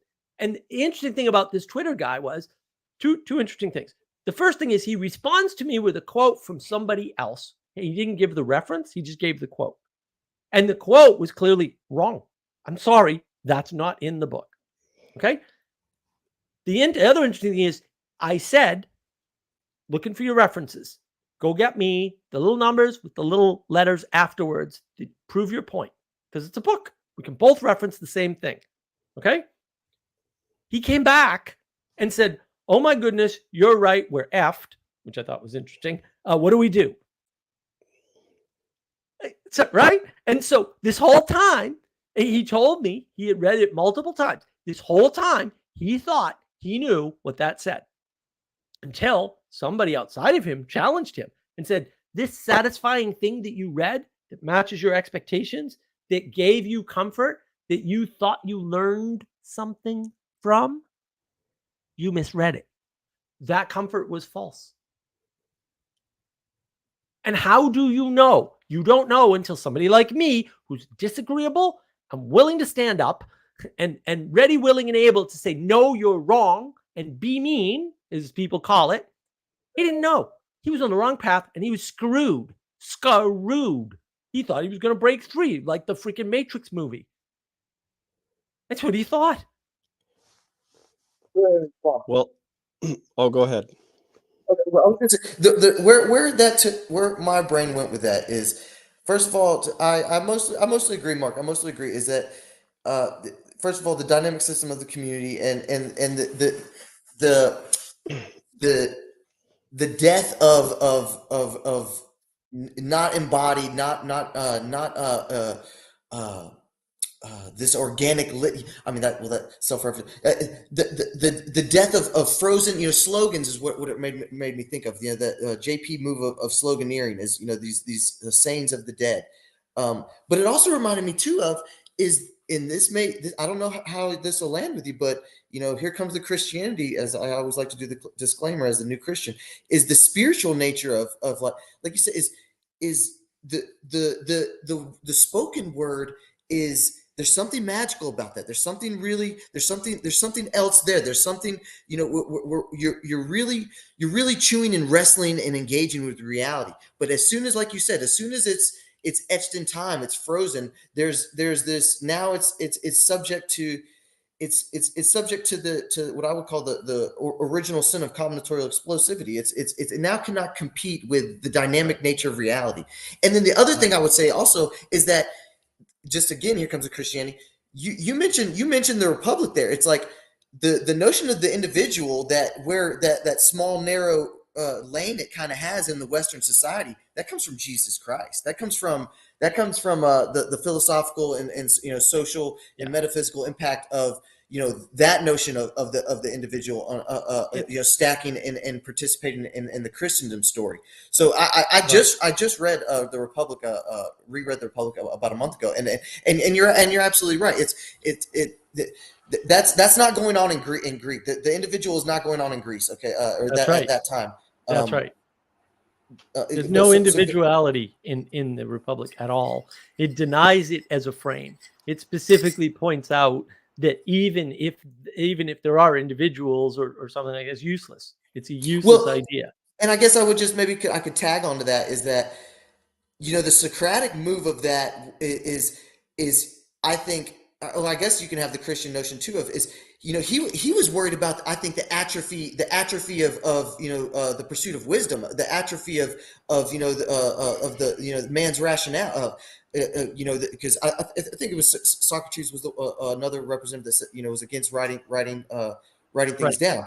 And so and I think Pajot in the Christian perspective on that is the garments of skin. It's the double-edged sword of technology. It's whatever technology extends and can afford into reality, it also atrophies and has that backwards effect on you. And without being wise and properly oriented in that, boy, does the techne get out of hand, and you lose the magical artisanship of the like you said, the living relationship, the living engagement with the idea or the practice or the it needs to be revivified.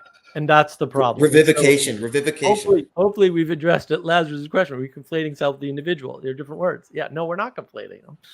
Self is a ridiculous concept and should be done away with immediately. Individual is a more ridiculous concept that should also be done away with immediately. You're not an individual. You were never an individual. You're never going to be an individual. You're never going to have been an individual. That didn't happen, and it's not going to happen. It's not the world we live in. Well, here, I guess where I could let me try and be the disagreeable person and just push back on some maybe recent historical kind of analysis. Do you think it's at least served its purpose in that narrow lane for the time period of the last 200, 300 years of liberalism, late Protestant? Like, can you at least grasp with what they were doing, what John Locke was trying to grasp with, I think trying to throw the bone to. Yeah, I think that's what created all the problems. And so you look at Enlightenment or whatever, but like at the end of the day, and I don't think Locke and those guys had that problem. Like if you actually read some of their stuff, and I haven't read all their stuff by any means, if you read their stuff, it's all couched in God. All of it. Yes. Which is a little weird. Like that was the other thing about the Republic. The Republic is full of religious references, chock full, like everywhere. If you're thinking it's some pure philosophical text, like, oh my goodness, you're in for a surprise if you read it. The ability that our species is able to memory hold stuff. I love the Graham Hancock notion of the amnesic species. I love that notion. I don't know whether his geographical happens all the time. Like you just said, like the Dark Ages were dark. Like I know Pajot doesn't like it. Actually, they were. It's not that the knowledge was gone, but some of the knowledge was useless. Like you don't need to build an aqueduct when your village size is small and you don't have cities. Would you at least agree? Would you at least compromise with Pajot and say that there was at least certainly an asserted propaganda attack on the church in that time period as well, though, with the Protestant? Of course there was. Okay. Yeah. Oh yeah. Well, and that's part of the problem is there's all of these attacks. It's so messy. Everything's can be so. Well, and we try to. This is why knowledge is a trap. Like we try to knowledge our way to an understanding, and we. Actually, I write something. I'm gonna read something. You go ahead. You just reminded me of something I read or I wrote a little while back. Let me find it real quick. Okay. But that's the I- problem of knowledge. Like you probably aren't knowledgeable enough to understand these things. And like a lot of people just been told they're way smarter than they are. And I mean like several Here it orders is. of magnitude. Okay, here it smarter. is. To your notion, and this is me kind of compromising with you because this was our disagreement was knowledge. Because man has not a solution, not a single one. You're not gonna like this. The meta problem was to ever get existentially confused into a mode of being of seeking solutions. We are Right. here to care and to play. Right.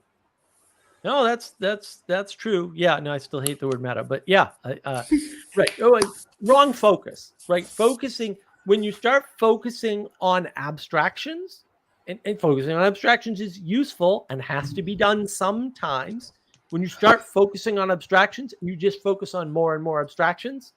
That's when you get into trouble because now you're not Interesting. acting in the world, and you're You know not, what it reminds and me? you're not paying attention to your impacted. Let's suppose let's suppose you think like I am super stoic, borderline Zen dude. I am not having an impact on the world. That's never happening. You're always impacting the To world. me, it sounds like two things you're describing, and then I'll let Andre go ahead and because, like I said, I don't want to hog the mic. I can, my extroversion can hog. But it sounds like if you've ever heard of Oswald Spengler, Decline of the West, his Socratic man. You know, when the Socratic man comes on the scene of the culture and starts, like you said, and what I think he's highlighting, and I think what you're highlighting, why I think the ideas are converging for me, is the overtaking of the left brain side, the overtaking of this it's kind of this navel gazing of it's what the Catholics say, beware the rationale, the Catholic notion, Right. beware it's I think what you're articulating, and I think there's some wisdom in that, is that at the end of the day, the way my brain says it is is the Peugeot move is at the end of the day, you have to phenomenologically care. You have to go out there, participate. You have to go out there and embody, remember, embody. Shout out Grim Grizz. Go ahead, Andre. Unless I don't want to put you on the spot either. I'm just trying to get caught up. Okay. Well, Mark and I have talked in text about meditation a little bit, but I don't know. I'm a little OCD, so I want to say that I feel a slight guilt for it's not talking more about failure and being on topic. Oh, that's okay. That's not a problem. We don't stick to topics here necessarily. But I mean, this is all wrapped up in that concept, right? Because we're really talking about the difference between that space of success versus failure, right? And that's the exploratory space is what I'd probably call it, right? I don't know. I'll just say real quick, it's definitely something. I've had a lot of experiences with meditation. I've been doing it since 2008, and it's really, really difficult to bring that into a space of evidence and reason, to take these experiences and bring them into a space of evidence. I struggle deeply. When you shouldn't try. I mean, that's the whole. But I mean, that's so why much people fun are too. attracted to it. Well, it gets you out of the trap of logic, reason, and rationality. Logic, reason, and rationality create closed worlds. They can't do anything else. They are a video game. That is true. But the world isn't made up of logic, reason, and rationality. Those aren't the primary modes. It's probably, I don't know this for sure, it's probably something like faith, hope, and love. And this goes to McGilchrist's point. I know Elizabeth's a big McGilchrist fan. Yep, Dr. McGilchrist says knowledge is left hemisphere, positive feedback loop. Once you get a little hit of knowledge, it's like a little hit of heroin, baby, and then you want more and more. And the next thing you know, you're paying attention to the abstract knowledge of the world and not to your impact in it. So you can go, again, I'm the Zen guy. I'm not impacting the world. No, you're definitely impacting the world, dude. Definitely. Right. And then you're not paying attention to that because maybe you're like, oh, I'm paying attention to the climate. You're not paying attention to the freaking climate. You're a Muppet. You can't pay attention to the climate any more than I can pay attention to the state of all particle physics at every moment in time. Like, ridiculous. Right. Get caught up in the knowledge. Well, I have the knowledge that electric cars are going to take over the world, even though the math says it's not even remotely ever going to happen. Right. I've got the knowledge that the trash that I throw out matters. And so I'm only going to throw the plastic in the plastic. Like, this is garbage. What are you actually doing? You're destroying the world by recycling, because recycling is a scam, except for tin, metals, and glass. The only two things that are economically recyclable. Everything else makes the environment worse. Everything. Right? And so you think that you're abstractly paying attention to the climate and saving the world when your actions on the ground are doing the exact opposite. And you have been tricked by people to believe that. This is the trap of knowledge. They give you the knowledge. It sounds right to you, but actually it's not right. They're just lying, and most of them know they're lying. Some of them don't. There's a lot of useful idiots who, like you, have been fooled into believing that climate is the thing and that we can pay attention to it. And it's not just climate, right? It's any number of things. And we get trapped in this knowledge abstraction, because all knowledge is an abstraction from participation. And we're not in the participation. Participation gives us a different form of information that we can use to create knowledge.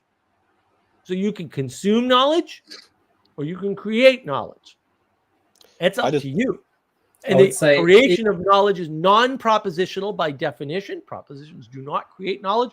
They either convey knowledge or they only convey knowledge. It could be in or out, right? So you need to participate in the world to get those signals, which turn into information that tell you where you are, that orient you in the world so that you can properly navigate the patterns of reality.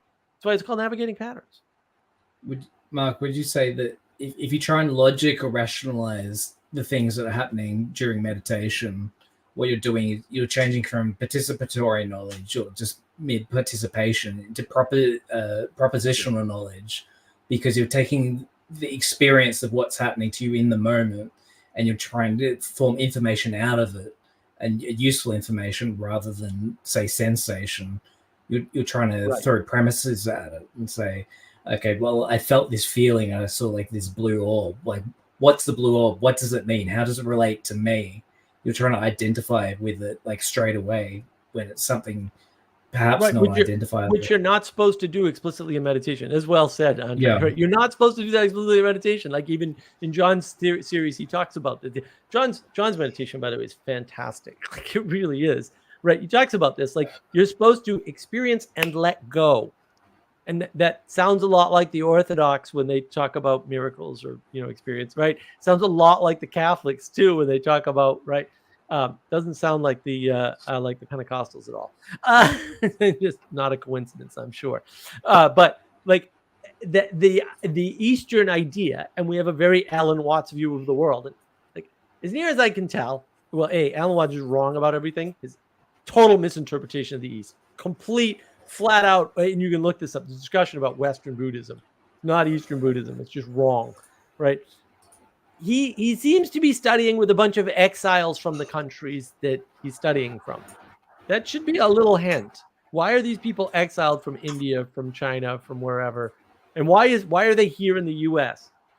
Because they were heretics to the Buddhist philosophy, or however you want to say it, or spirituality.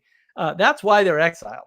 And so you already have somebody translating the heretical ideas of people who were exiled into some new thing so that the Westerners can understand it, and it becomes Western Buddhism, which is just like I don't understand. Like I love John, but like I don't understand. Has he never talked to a first generation Chinese person about Buddhism? Because when you talk about that, when you talk about it in Western terms, they're like, no, bro, that's wrong. And they'll tell you why and how. Like, it's not that much of a mystery. They're like, nah, you're not understanding the Tao correctly. You're not understanding the idea of no thingness correctly, right? Because it's just a bad translation at the end of the day, right? You're not understanding these concepts because they've been mistranslated. And maybe that's the best translation that you can do. But to Andre's point, when you propositionalize something, you reduce it. And you, to some extent, dissect it and destroy it and kill it. And that's a problem. Like, I can't explain to you my experience doing savoring, for example, outside. I can't explain it to you in any way that will have any relationship to you. I just want to say real quick, any meditation teaching that's ever existed, though, is propositional, which means somebody went and did that. And so if they can do it, why can't you possibly do it better, even though you're never going to do it perfectly? That was gonna be my point, as well as John does make the distinction, and specifically in his mini series, is the language of training versus the language of explaining, Mark. And then the second is the first thing I wanted to start was, congratulations, Mark, is on moving me on in a Socratic way with this conversation on the notion of knowledge is intrinsically good. That was great. That's in an hour or so. You definitely moved me. I've compromised. I understand your point much better now. But anyway, to back to where we just were is, and then the other thing was I would also to try and defend JV to the little, I'm off the edge of my knowledge here as well, to be too fair. The to the extent of the Eastern philosophies that I'm read, I'm not that well read, or that I would stand on that. I was very young and beginning in those stages of trying in that part of my spiritual journey. But what I would say is JV definitely he's the one thing he harps as that. First of all, he does reference Nishitani. That's one of his specific go-tos. Yeah. But he does reference the Zen koan as one of the pinnacles in that paradoxical way of the propositions that take you out of the propositional, Mark. So I think that would be to trying to steel man his. And I'm not saying you were completely to critique someone is not to attack someone, but anyways, that would be my 2 cents. Yeah, I think the problem is that it's easy to make a statement like, it's possible that if somebody conveys to me the ways of meditation that I can improve on it. Oh, okay. You didn't say anything. I mean that technically you didn't make a statement of any comport. Like, the fact that something's possible is not an interesting statement. I know that. Everybody knows that, right? The problem with it is that conveying that is dangerous, because now you're giving somebody the impression that they can do that.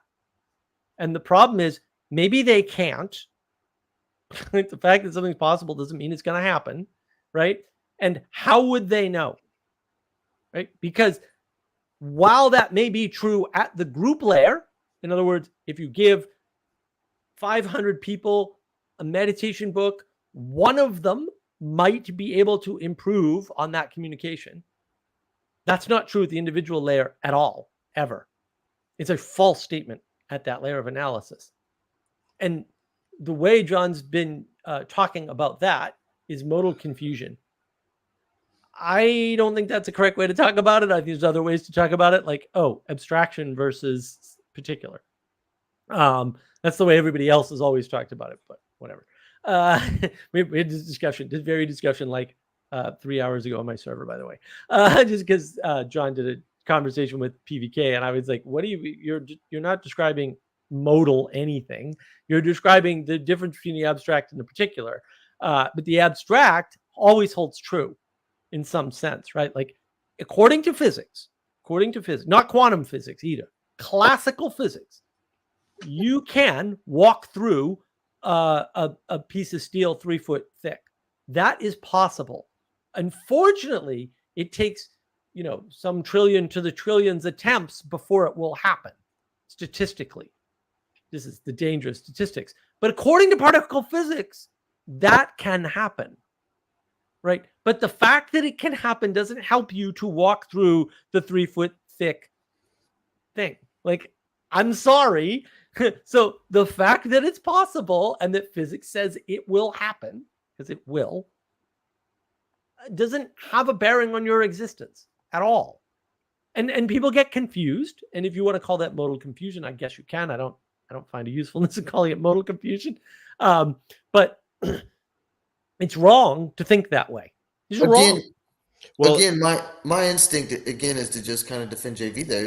The reason I think is it's the having of the propositions versus the being in the stance that it takes to actually transform and learn and have the growth and development that those kind of spiritual philosophical practices like meditation can afford. But again, he's talking specifically about the confusion between the thing that could happen as the result of a large number versus the thing that could happen to you as a single entity.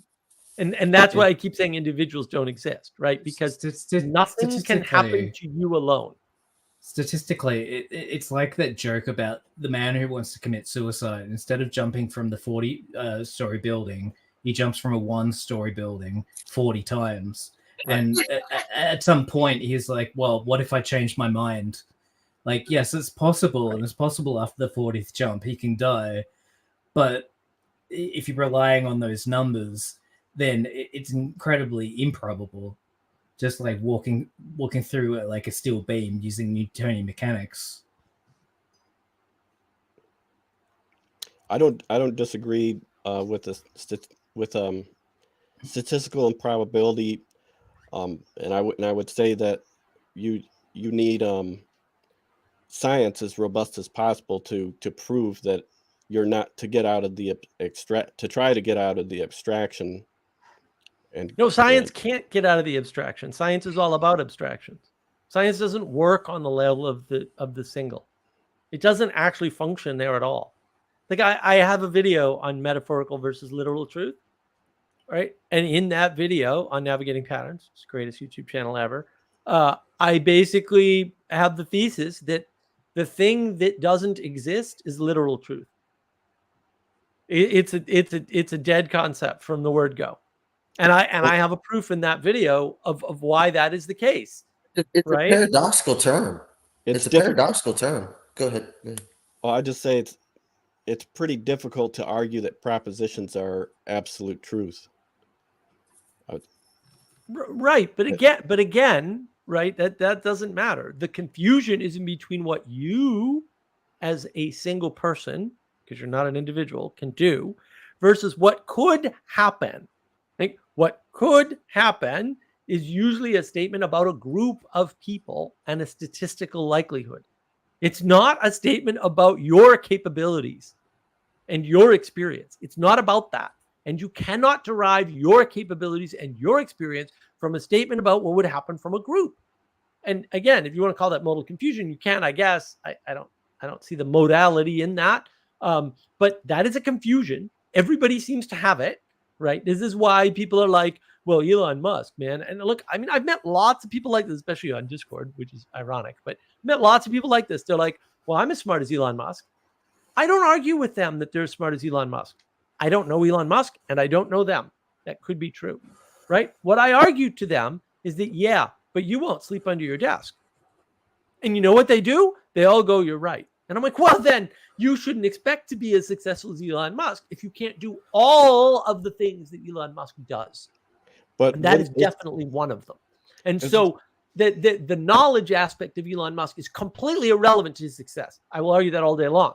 And if you don't believe that, tell me whether or not you believe Trump is smart or stupid. Because a lot of people think Trump is stupid. And I would be like, all right, then that proves you don't need knowledge or intelligence to be successful, at least not monetarily, right? That's what that proves. And I can point to any number of other people for that example and go, yeah, this guy ain't so bright. And Nassim Taleb in his books talks about this. There's a trader who trades in green lumber. He doesn't know what green lumber is. He actually thinks green lumber is something other than what it actually is. But he's a super successful trader. Why? Because the knowledge is not relevant. It's not relevant. What's relevant is the experience and the doing and the being mode stuff. The having mode stuff, which is propositional and knowledge-based, is not actually important. It just doesn't matter at all. I would say there is something to be said about the idea of, for example, for modal confusion raising the chance of success. For example, to give an example, I started writing a novel and years ago, and I was delusional and thought, oh, I'm gonna be a bestseller, and that drove me to finish the book. The book was terrible, but it Good for you. drove me. Good for you. But I don't think I would have finished it if I hadn't revved myself up on, I think, Sure. what modal confusion. So I think that there's something to be said about. But that's not necessarily of, modal confusion, right? That's just you thinking you can do something that you can't do, right? And look, everything you haven't ever done is something that you cannot do. Everything. That's the better way to think about it, right? Because you can't do things until you've done them. And people don't like that because we live in this video game world where we want, like, oh, if I do these moves, this thing is going to happen. We don't live in that world. We're never going to live in that world. That world has never existed and never will exist. You know, and freaking Zuckerberg and his stupid, you know, VR goggles all day long, it's still not going to exist. I worked in software for 35 years. Software's garbage. It's gotten worse. Whatever they're doing is not going to work the way they expect, and it's going to crash, and it's not right. Even in the VR world where we have the most control, it still isn't that world. It still isn't that world. And that's where people get tripped up. That's why I mentioned space in the monologue. Space is that place where potential is in existence, waiting to manifest. It may or may not manifest. It's a Schrodinger's potential problem, right? And, you know, to some extent, Schrodinger just recapitulated something very, very simple for no apparent good reason, and everyone's been stuck. And I have a Schrodinger's cat t-shirt, by the way, which is quite cute. But also everyone's been stuck on a very simple point, which is, yeah, until actions are taken, things aren't manifest in the world. And therefore, reality doesn't pre-exist. Reality is something that coexists as a result of your manifestation in the world, as a result of your action. What you do matters, to quote Peterson. Yep. So there was a thought I had earlier, so I'll go ahead and say it. On some of the stuff we were talking about earlier, this idea of being too stuck in knowledge in the propositional, it seems like that can obviously go along with lack of conversation, and you talked about how people have a tendency of, with failure, they judge themselves too harshly, and then they fail more. Well, in the metrics of success, maybe we could put it that way. And I think that connects to being too propositional and not enough in conversation, and that connects to some of the trolls we saw. Well, I don't even know if they would consider themselves trolls, but they considered themselves philosophy gods. So they kind of had that kind of complex. They come onto the Awakening from the Meaning Crisis server. Sometimes they really pissed off Andre, and I think of maybe 4 different guys. They just happen to be all guys. Snakes. But oh yeah, and the last thing was, they got stuck in bad faith communication, right. Or they were stuck in this bad faith communication versus good faith communication. Not to say I have a perfect definition of these terms, or a good definition of them necessarily, because you get really complex with those terms. But and I think that that really goes along with the idea of being stuck too much in the propositional and not enough in conversation. Conversation's purely propositional, though. That's the conversation is purely propositional. That's the problem with conversation. No, hold on. I think there's a distinction here that I just wanted to say one thing.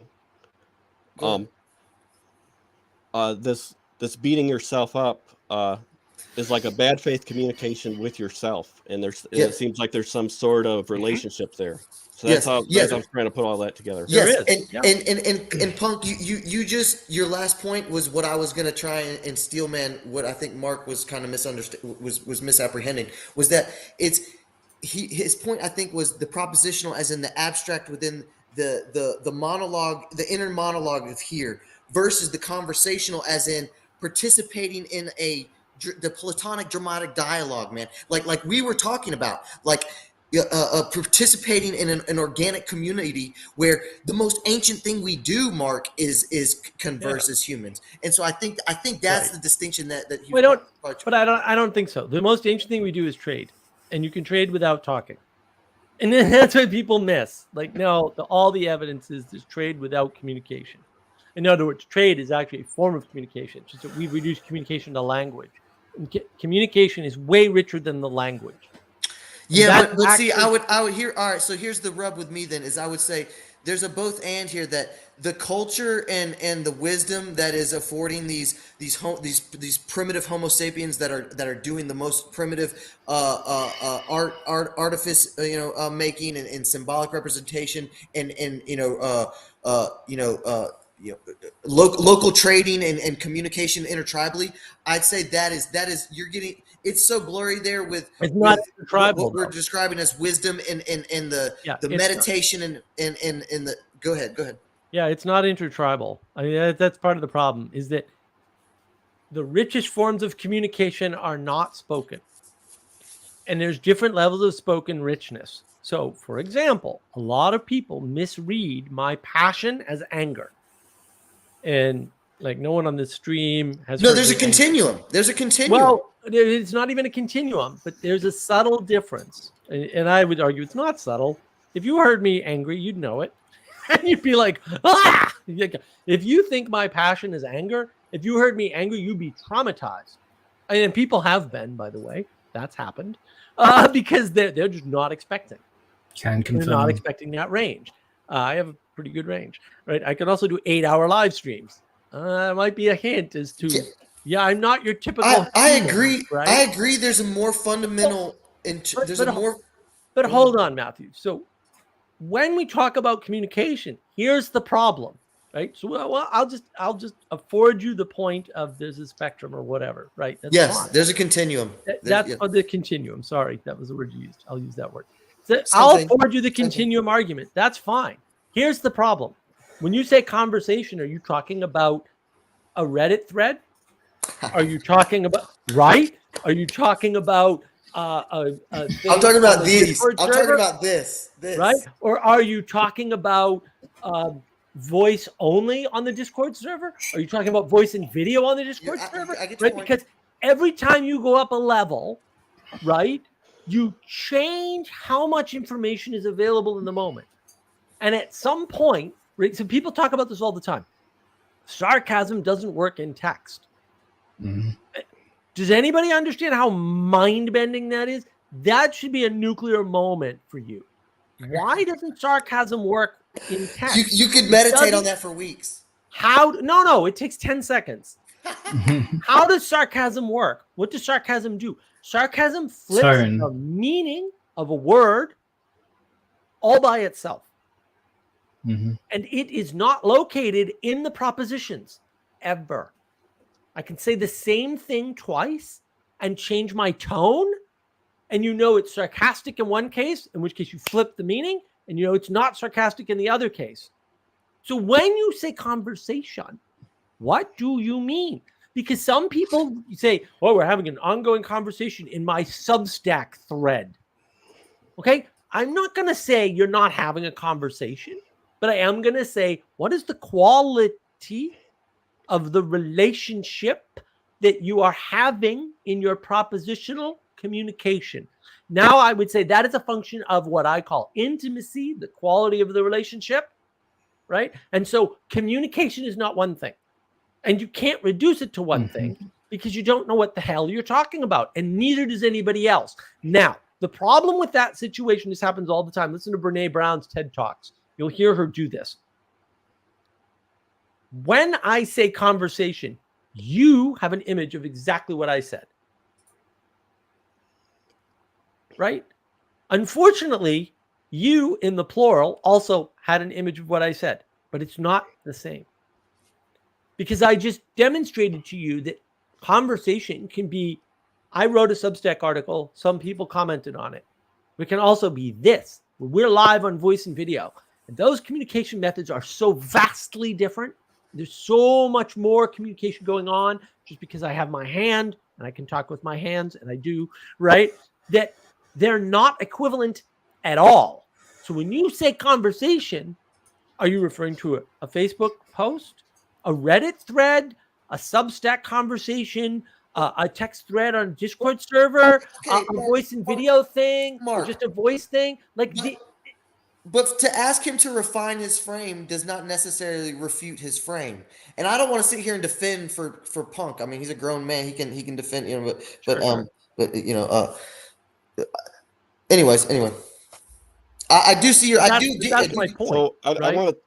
What I was thinking is, I was thinking of something sarcastic. I wanted to say that Brené Brown is a clandestine poet, and I also wanted to say that oh, what was it? Shoot, it was something. Brene Brown is a sorcerer. It's a clandestine poet. It was A better. sorcerer. As it. Okay, yeah, I don't think she knows she's a sorcerer either, but she's a sorcerer, and like she made up a She's a scientific method. clandestine It's sorcerer. crazy talk. Well, you are right. I need a better definition of my terms, but I had a lot of ideas in my head, and I was trying to. It was exploratory. It was more.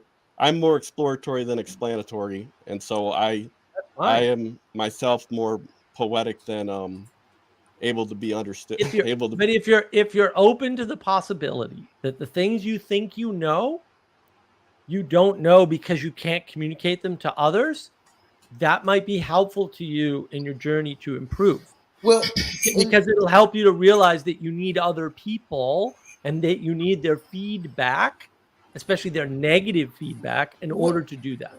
and just to I'm pretty disagreeable too there, Mark, but I do have a little bit of more of some peacemaker in me too. So let me just offer the olive branch here, because I think we can synthesize. And you can push back on me, Mark, if you think it's wrong. But I think one of the things that we are highlighting, and this for you, Mr. Punk, it's funny because I don't see a real name, so I'm just going to call you Mr. Punk.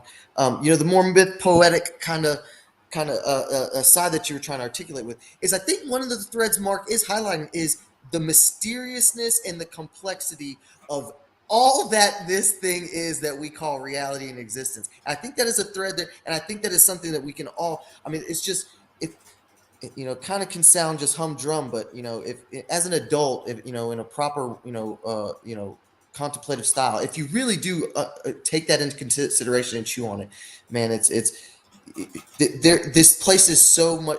It's that learned ignorance, man. That's what the metaphor I like. Right. It's surrendering that my periphery is. I don't know most of what the hell is going on, and so it's and then when you do, and then Mark's a great example, or just exemplified, is like, even when you think you got a hint of it, you can start tearing away and digging away, and it can be inexhaustible in nature. The frame issues and different interpretives. Just a couple of the complexities you mentioned. Go ahead. Oh,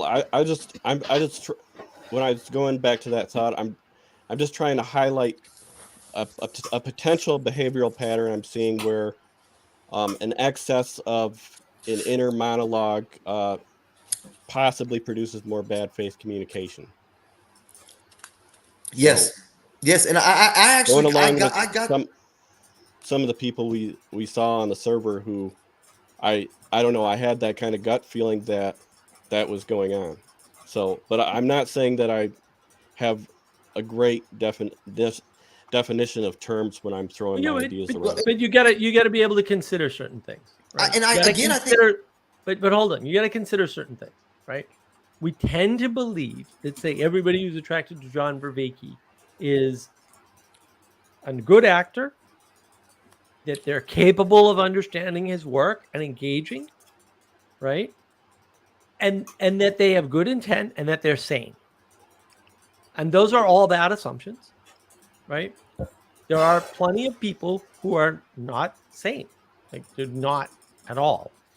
They're on medication, right? Like, they're seeing therapists, right? And that those people, psychologically speaking, in the psychological literature, some of the actual scientific psychological literature that's actually done is real science. In any group, without a leader or with a weak leader, the most psychotic will take over, right? And because people are allowed to run rampant, and if you don't kick people out, the super egalitarian left right now is with the that's triad. right. Well, that's exactly what happened, right? It's exactly. If you And, want and to, hey, I just want to offer one more. Can I offer one more note of synthesis here a little bit and kind of tie a loop here? Is I think you're onto something, Mr. Punk, in that my intuition with it is that letting that inner monologue run rampant is also a heuristic of not participate. This to tie back into Mark's point of the needing to participate in the sangha and the distributed cognition is. I think that's a heuristic of you don't have a healthy community that you're participating in Thus, it's a heuristic for you exactly what you're saying. It's going to enable and encourage a bad faith stance. And good faith, it's like, good faith is, this is what I would say, is good faith is carrying a lot there. We could investigate what the notion of good faith is for another 30, and Mark might say it's take 10 seconds, but you could, I think you could investigate it for a good while. My intuition is that it's a marker that goes along with someone who's participating in a healthy community, distributed cognition. Yeah, right. But good faith is an abstract concept. And the problem is that people throw it around. It's like, it's only knowable in hindsight. Okay. Or with research. Like sometimes you can, so for example, you can look at John Vervaeke's discussion with Nathan Orman, digital gnosis. And you can say, okay, why did he do that discussion? And he says why he did it, because Nathan apparently had this wonderful pushback and critique on Twitter. Okay. Unfortunately, John didn't do his research, right? A little bit of research, and Jacob did. Interestingly, good for Jacob, right? I said, go look at the guy's channel and just watch one of his videos. And you tell me if he's a good faith actor. And the thing is, his entire YouTube channel is anger and resentment porn. That's what it is. There's nothing else on his channel. There's no good faith discussions with other people. There's no videos where he's not either angry or fomenting anger. Jacob didn't even watch the videos. He looked at some of the titles and he said, this guy's not a good faith actor.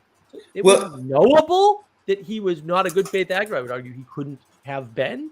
His conversation with Vervaeke was a disaster. It was clear that he never read any of his work, didn't know any of the science involved, and never bothered to do his homework. Now, had anybody from the Vervaeke Foundation asked, which they most certainly did not, they would have known Nathan came on to his server and he had conversations with us. Or they weren't really conversations because he was in bad faith the whole time. He came into the freaking meditation hall and called us all cult members. And this unfolded over a very long period of time. It was at least 30 or 40 minutes. And he was the first person to get booted from that server, as I recall. It reminds me. You could have known in advance that he was not good faith. The problem is everybody assumes good faith. This is the redemption I was talking about earlier. Everybody's trying to redeem people and say, oh, no. He's good faith because he once said a reasonable critique of my work that I found interesting. That doesn't make somebody good faith, dude. It just doesn't. That's not what good faith is, ever. And we use that as a proxy to say, oh, if somebody comes in good faith, you wouldn't know that ahead of time. That's a useless statement.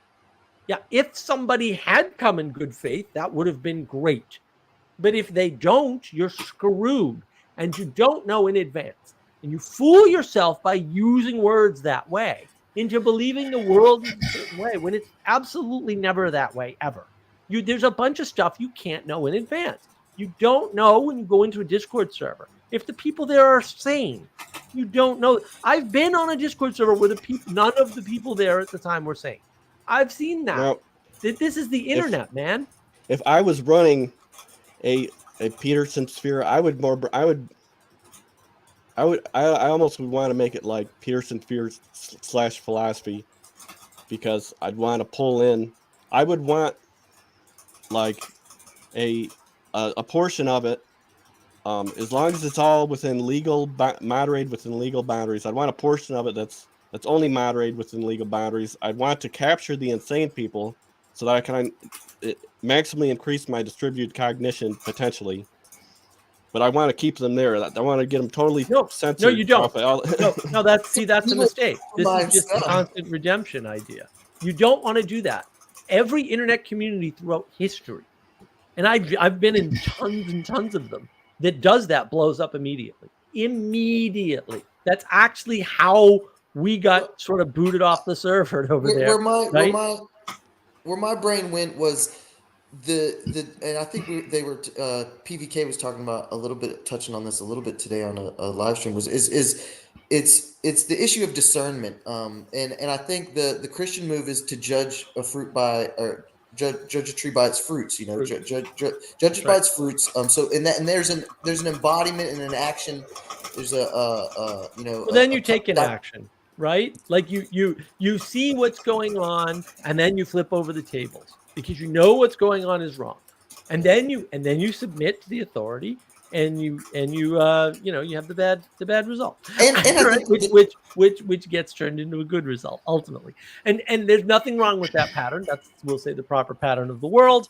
I think that's probably correct, or at least it's the best story ever told, or something. I'm fine with all that, but also discernment was had, action was taken, and people were excluded, and that has to be the case. You do not maximize distributed cognition by distributing it too far.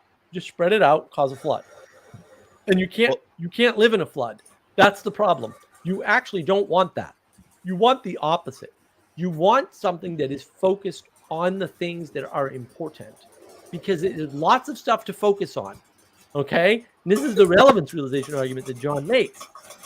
And I'm a fan of relevance realization, but I don't believe it's a solution to a problem, or definable, by the way. Doesn't matter. The point holds. There is a relevance to things, and there is a hierarchy in that relevance. And you need to realize or discern, right? And so I would say relevance realization wrapped up in discernment, right? And values, right? Because relevance is values and realization is discernment, all right? Roughly speaking, not exactly, pretty close though, right? that landed. You need to be able to do that, right? You need to be able to figure out what's more important and what's less important, and exclude the things that are less important in some cases, or of no importance. Yeah, here's where, and this is something I've actually been wrestling recently, so this is kind of good that this is getting brought up for me. And this kind of can go right in with discernment. Is that I think there's a tension, you know, this tonos that JV's always talking about, of and this does kind of align with the discernment on, like you just said, on like the notion of it highlights, emphasizes why you need a little bit of disagreeableness. You know, shout out to Jacob for being able to, you know, go in and say and see, and like you said, flip the table. But anyways, there's a tonos there of you know, doubt. Give. There you go with the good faith. It goes with good faith, of giving the good faith, and then also saying, hey, no, I have a standard. I'm going to protect and put up and value that standard, and make someone pass, you know, through the gates, or pass the meritocratic hoops. But anyways, there's a tonos there of the humility. Okay, the radical humility that Christianity, and the Socratic humility of, is like, you know, it's where I think there's, you know, it reminds me of the notion of JV gets, where people say, you know, Socrates said he knows nothing. It's like, okay, but Socrates says he does know certain things. It's like, where I've been stuck is, I want to embody this radical humility, and I think it isn't an existential stance. I think that might be where the line is that might be the rub, is I'm getting it in this propositional abstract blurriness, where it's an embodied existential stance. But this radical humility versus, no, me and my community need to have that thing that we're saying, this is what we're doing, guys. This is our standard, guys. But I don't think there's any such thing as radical humility. I think that's like, it's only radical if you're trying to be an individual, right? Then it would be radical rebellion, and those people love rebellions. Okay, but what about within a community? What about humility within a community to afford a high distributed cognition? You can't get in a community without humility, right? Okay. They will kick your ass out. Okay. Right? And you'll get upset maybe, but like, if you're getting kicked out of communities, that's on you, dude. Like, you need to submit. It's that simple. Like, you need to be able to follow the rules. And if you can't follow the rules, you can't get the benefit. It's that simple. It's a trade-off. And if you're not ready, willing, and able to make that trade-off, you have a problem. And the problem is you. You know, Peterson talks about this. Like, if it's all women, it's not all women, right? It's you. It's the same. Okay. It's the same principle. I think your move then is that the greater good is not on me as an individual anyways. It's on this community that I'm participating in anyways. So it's almost a moot point, in that so this radical humility is that you're going to be humbled. You're going to be humbled by participating in a group no matter what. It's almost an implied thing. It's, you know, right. Human is close to humility, you know, from the dust back to dust, you know, it's from dust to dust. I think your point landed, Mark. I'm enjoying this conversation of jiu-jitsu with you. So, question I have for Mark. So even though you don't even though good faith communication and bad faith communication are, we could say in hindsight, what do you think about intuiting them in real time? I do it all in the time. But I bet there you is, can't. I bet Matthew can't. Most people can't. That's great. I can do it. I'm pretty good at it. I'm not 100%. I'm pretty No one's 100%. extroverted, and I was in the criminality lifestyle for almost 7 years. Got a pretty good gauge on, but I accept your skepticism. Yeah, I mean, look, most people come in and they go like, well, this person's here. They're on the Vervaeke server. They must know something about Vervaeke, and they do, right? And or this guy on Twitter, like, I've read the Republic several times. Okay, bro, show me in the Republic where Plato's Cave, what anybody escapes from Plato's Cave, or show me where anybody can, right? Because Plato's actually pretty explicit about this in the book. You can't escape from the cave. It's not an option that's available to you. The return to the cave. The whole idea is, imagine if somebody could be released from the bonds.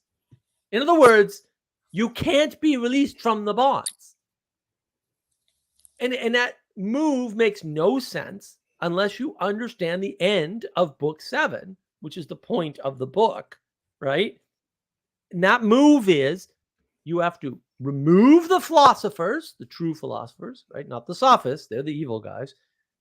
To remove the philosophers from their movement towards the good, explicitly. We're out of the cave. The cave parable is long gone. It's the beginning, the very beginning, opens with the cave parable. Right? That parable falls away pretty quickly, actually. You have to remove the philosophers from their individual movement towards the good. And Glaucon immediately objects and says, dude, what are you doing? You can't do that. They're moving towards the good. By definition, you can't remove them from moving towards the good. By definition. Right? Like, he objects immediately, and he should. And Socrates goes, and he does this many times in the Republic, by the way. But wait, dear Glaucon, you already agreed.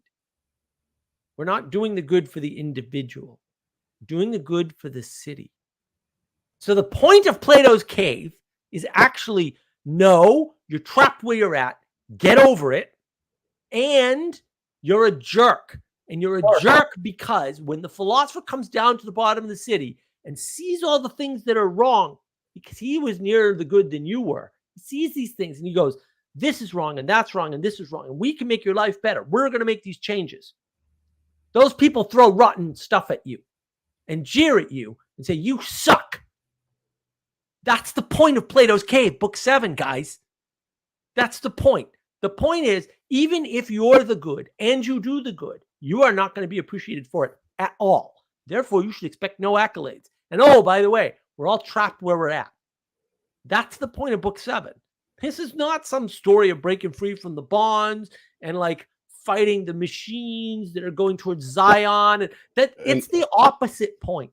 It's getting actually a cookie. the opposite point. But you also have to understand, I would agree 98.9% of what you just said, Mark. And I just want to highlight, you have done the best critique of the individual in this little hour and a half. You have just destroyed any philosophical notion of the substantive notion of worthiness of the individual. But I would say also, Mark, you have to also take that section of the Republic in the whole of the story, right? Oh yeah. You can't. Okay.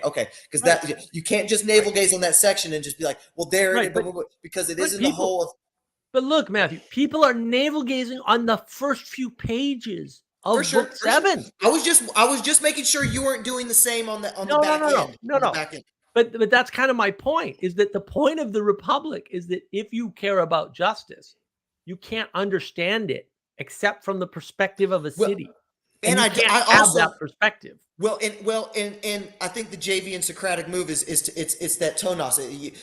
That's why Socrates takes you into the cities, because to say if a single person, I'll use your word, if a single person is going to best wrestle with the notion of justice, it's going to be at this fractal level of doing it through the layers of how society works. But I would also say, just to toot your horn one more time, is what I think you're doing, to bring back the accusatory language of you navel gazing on the end, is that, and this is what JV nails, and what I try to tell is like, this is kind of the blessing and curse of what I call TLC. I know you don't like that name, is that return to the cave, the reminder that evil beats good most often. It's what you were just saying. It's like the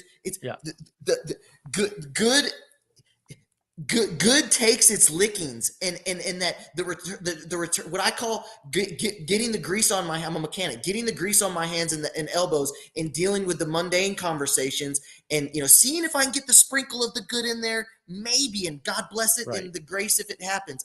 But it's the return back to reality. It is that end cap, that is such an emphasis point. So I do want to give you your credit.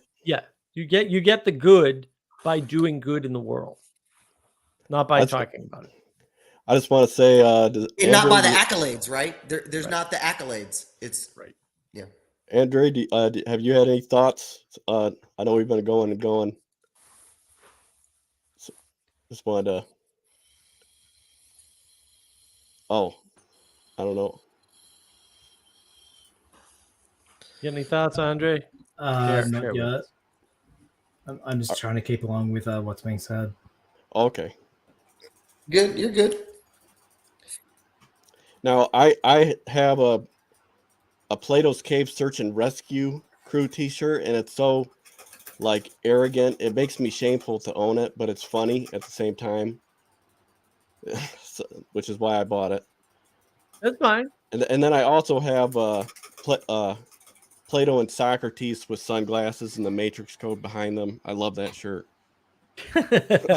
I'm a huge fan of the Matrix. It's just the most terribly subversive and evil movie of all time. But I still love it. I still watch it. It's just like, man, the messaging and signaling in that film is so deeply flawed and wrong and bad. It's really bad. But someday Jesse and I are going to go through the whole thing and like just point out to you a bunch of stuff that you probably didn't notice, and like, it's bad. It's worse than you kind of ruined it for me. Because he said they're killing humans, and I was like, wow, he's right. They're like even though they turn into Agent Smiths, they're still. It's like they're not as heroic. Collateral damage, right? Where do you get collateral damage from? We'll get unrepentant collateral damage from the idea of an individual, from the idea that you could be plucked out of the machine and just placed somewhere and be an individual with, did you notice? Think back to the scene where he wakes up, right? He's been plucked from the Matrix, from the machine. He wakes up, and what does he see? He sees a bunch of people of different sizes, different colors, different accents, all together, working together in a broken down, disgusting, dirty ship. It's kind of ugly symbolism. Mark, I got a question for you. Are you familiar with Malcolm and Simone Collins, the pro-natalist couple? It's on YouTube. The two evil snakes who are doing the Vervaeke Ritnar thing. Only enough to know that they are fundamentally evil. Other than that, no. Are you talking about the husband and wife pro-natalist couple? Are you talking about the two lesbians, one of which pretends to be a man but is clearly not? Is that where we're at? Where? You are just too funny, man. You are too catty. Dude, come on. People take this stuff as like, well, I guess it's your personality. Beat up every day in my school so badly that he wouldn't live. He wouldn't survive. I'm sorry. Anyway, I find them very interesting. I find them, obviously, they're super, super intelligent. They're wrong about Catholicism, though. Like, they just make ridiculous statements about Catholicism that are just Yes. I actually, Mark, and this is, and I'm coming to, as I engage with you, I think I'm probably less read than you are. I'm fairly unread, but I will say this: they've, even to my ear, they've made a few where I'm just like, whoa, I could push back way hard on that, like not even push back like 180 degrees, like stuff where nobody is pushing back on them.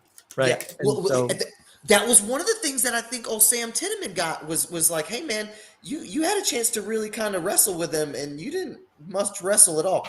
But Right. anyway, my thought with that is that we're acknowledging the frivolity, the fictionality of the story of the individual, right? And I think there, like I said, I think the Jacob point is that with the Peugeot move nested, in this certain narrow light, it can be a useful kind of a notion. But so with this community, society, civilization that we are participating now, the monoculture as they diagnose and call, and so it's like, what do you see? I mean, I just kind of wanted to pick your brain a bit if you want to riff on that as a community at large, as what is the temperature today, or what do you make of what they're trying to do as this couple, these two single persons, but are like they're looking into like multi-generational, make a religion that's not a religion, still like right, very it's all the same project, right? I mean, I what find it I fascinating. I don't know where I morally judge it yet. Go ahead. well, so what I see is the same pattern over and over again, and everybody thinks they're doing a different project. I'm like, no, you're literally doing the same project. So yes, I kind of agree. You can look at PVK and Vervaeke's latest conversation, and I have a bunch of notes on that, and I'm probably never going to share them, right? Because they're just like, what are you guys talking about? You're lunatics, because they are. And you see that they're on the same project, right? Vanderklay all along has known, because he talked about this over and over again. My denomination is going to touch the third rail of women again, right? It's already come up.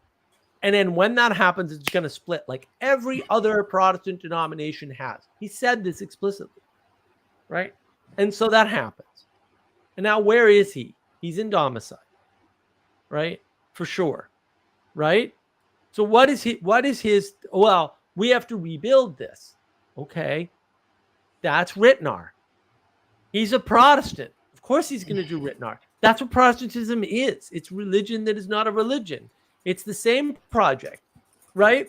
And so that's why he likes Vervaeke, because Vervaeke gives him the scientific cover, and Protestants love scientism.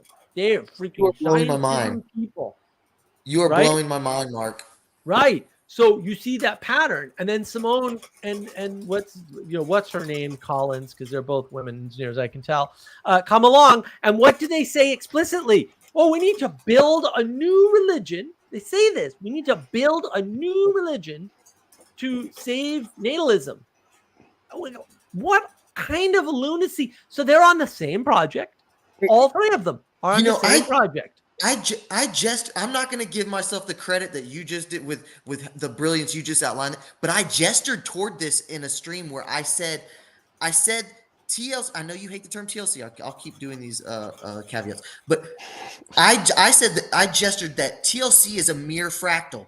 It's just we're not doing anything special. We're just doing something that all these other communities. I think that's right on is what you're saying, is that once you see the pattern, it's like, hey, it's these people dealing with the domicide that the modernity of flood, the flood of it's fracturing, right?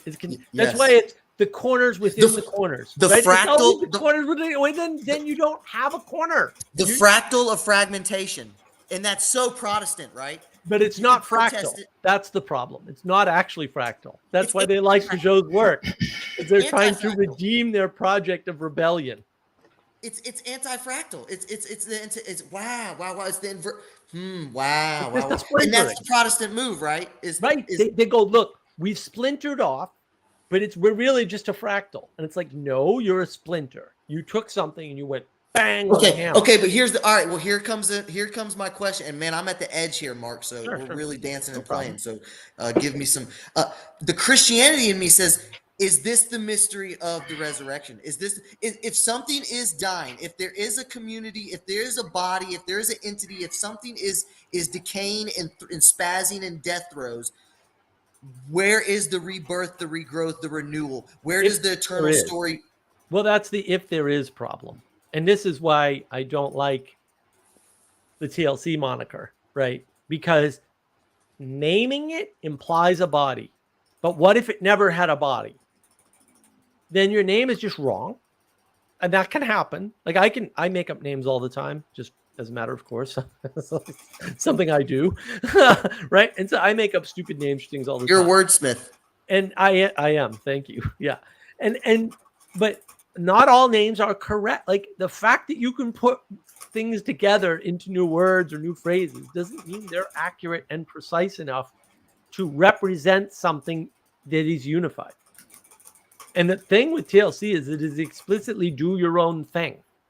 Yeah, It's and a very actually, Protestant move. this is something that I think I've kind of got the hint of, is that there's an anti-leadership to PVK. It's this leader that Yep. doesn't want to be a leader. It's like Exactly. it's like that. There's that can work to an extent, but it's like at some threshold, any leader that I've ever been a part at some takes the horns and says, you know what, this is. But you've this got idea- a follow. You've got a following, and when you have a following, when you Well, create a following, whether in you this- do that explicitly or not, you now have a responsibility, and you need to take that responsibility. And I don't want to Otherwise, be it's over. on you.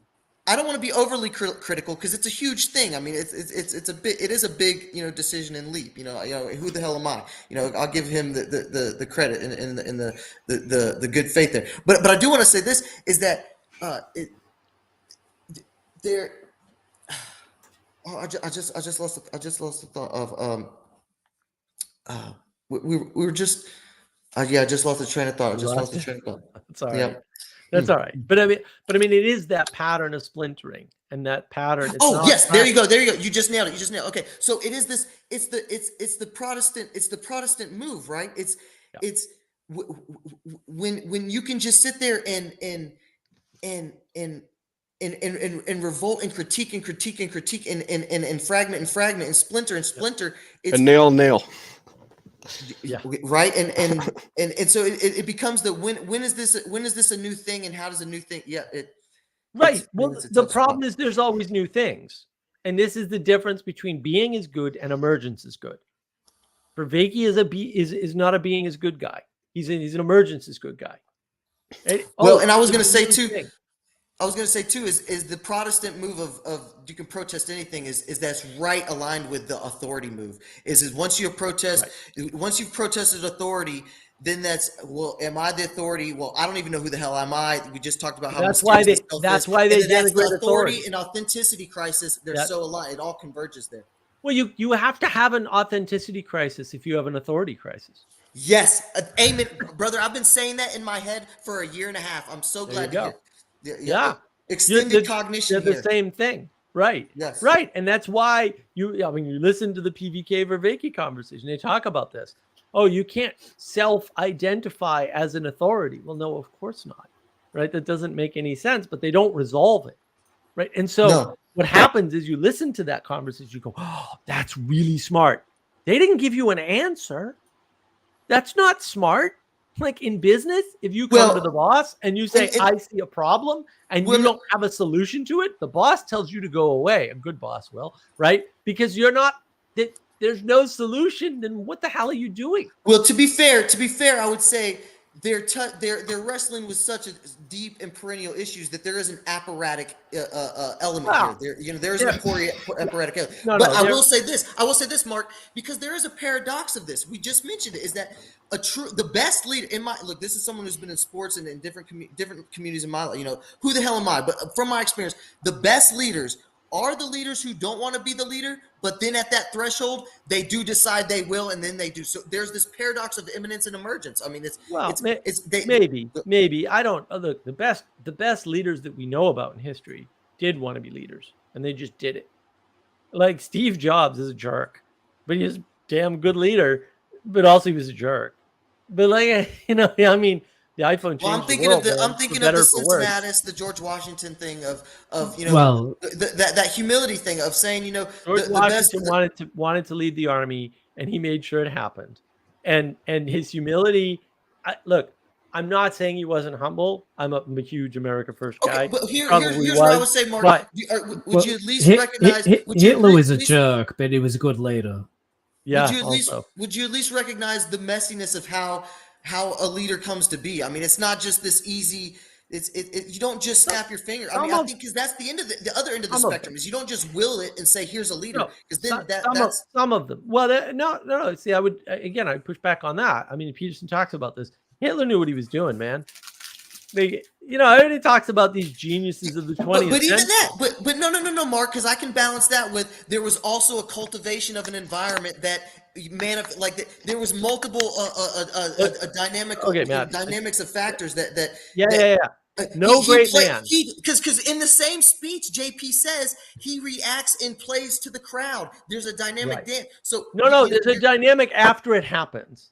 The getting of the crowd and the leading of the crowd is still an act of will. There is no great man. I don't believe in the great man theory, right? There are great men, and any one of them could and may become a great man. This is that modal confusion thing we were talking about earlier, right? And so, and this is the point. Like, if Hitler hadn't been born, the same thing would have happened in Germany. The question is, would it have happened as efficiently or as well? But the fact of the matter is, what played out in Germany was going to play out whether Hitler was there or somebody else was there. And to the degree we're also right. And so again, you're right. Two things come together, right? One from the top, one from the bottom, whatever. It doesn't matter. Two things come together, though, and a bunch of things happen as a result of that. And that is not something you can understand using logic, reason, rationality, because those tools aren't sufficient to grasp something that complex. And it's the difference between complexity and complication.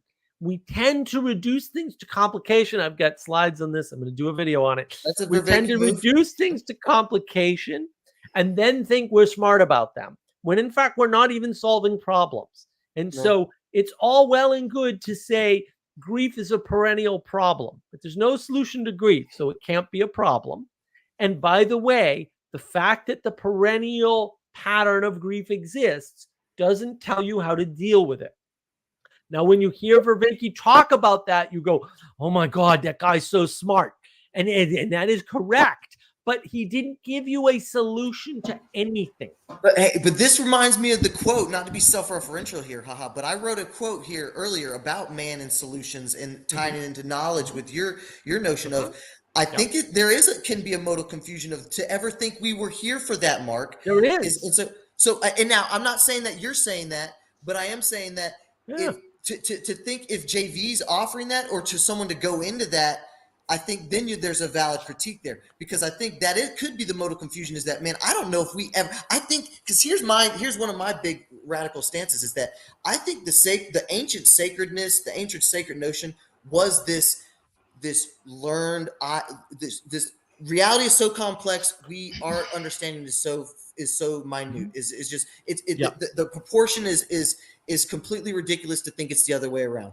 It actually kind of goes to your point on just like the amount of knowledge we have is so minute that to think it's that valuable is just it's kind of ridiculous anyways. And so it's I would just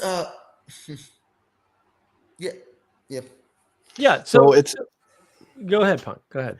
So it seems kind of like our pretentiousness or you could say pretentiousness kind of breeds more perception of failure and less action, and that goes along with RT&R, and that goes along more broadly with our lives. With us, I failed to do so many things. I tried lockpicking and crochet in the same year, and I barely. It was a year of long metal sticks. Well, not the whole year, like a very short amount of time. Right. But because I've identified with this label of polymath, and so basically what that means is getting extremely frustrated by pursuing more hobbies than I could ever master. Exactly. Well, see, and that's the thing.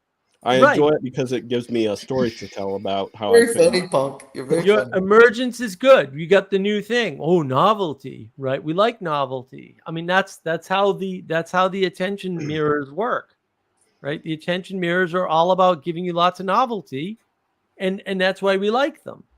And there's nothing wrong with some novelty, right? But too much is a flood.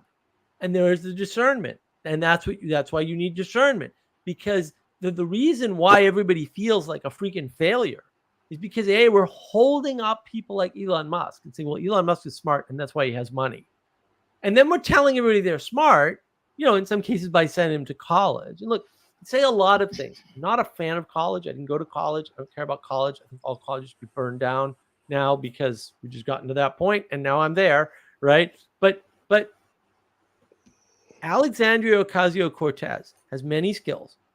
She is not smart enough to have graduated college. I'm sorry. She's just smart enough to have a degree. But we gave her one. And that's on us. You know two things.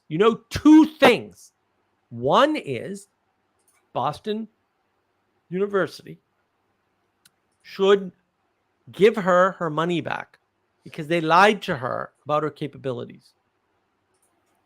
They should become unaccredited immediately to give any kind of degree to any kind of person ever again.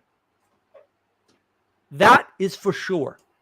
This isn't going to happen. I know it's not going to happen. We don't live in a perfect world. We live in a fallen world. This is right? Sorry, the, but what skills does she have? Because I don't Bartending. This is the alt-right notion. Oh, of bartending. the Okay. purpose of the system is what it does. No, she's yeah, but bartending is a legitimate set of skills, but it's a reflection of a bigger set of skills, which is the ability to relate to people in a way that they find attractive and interesting, right?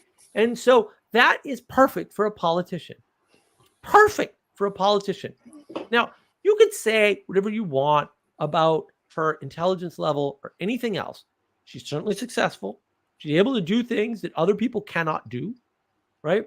And she's leveling her skills as super bartender or however you want to frame it.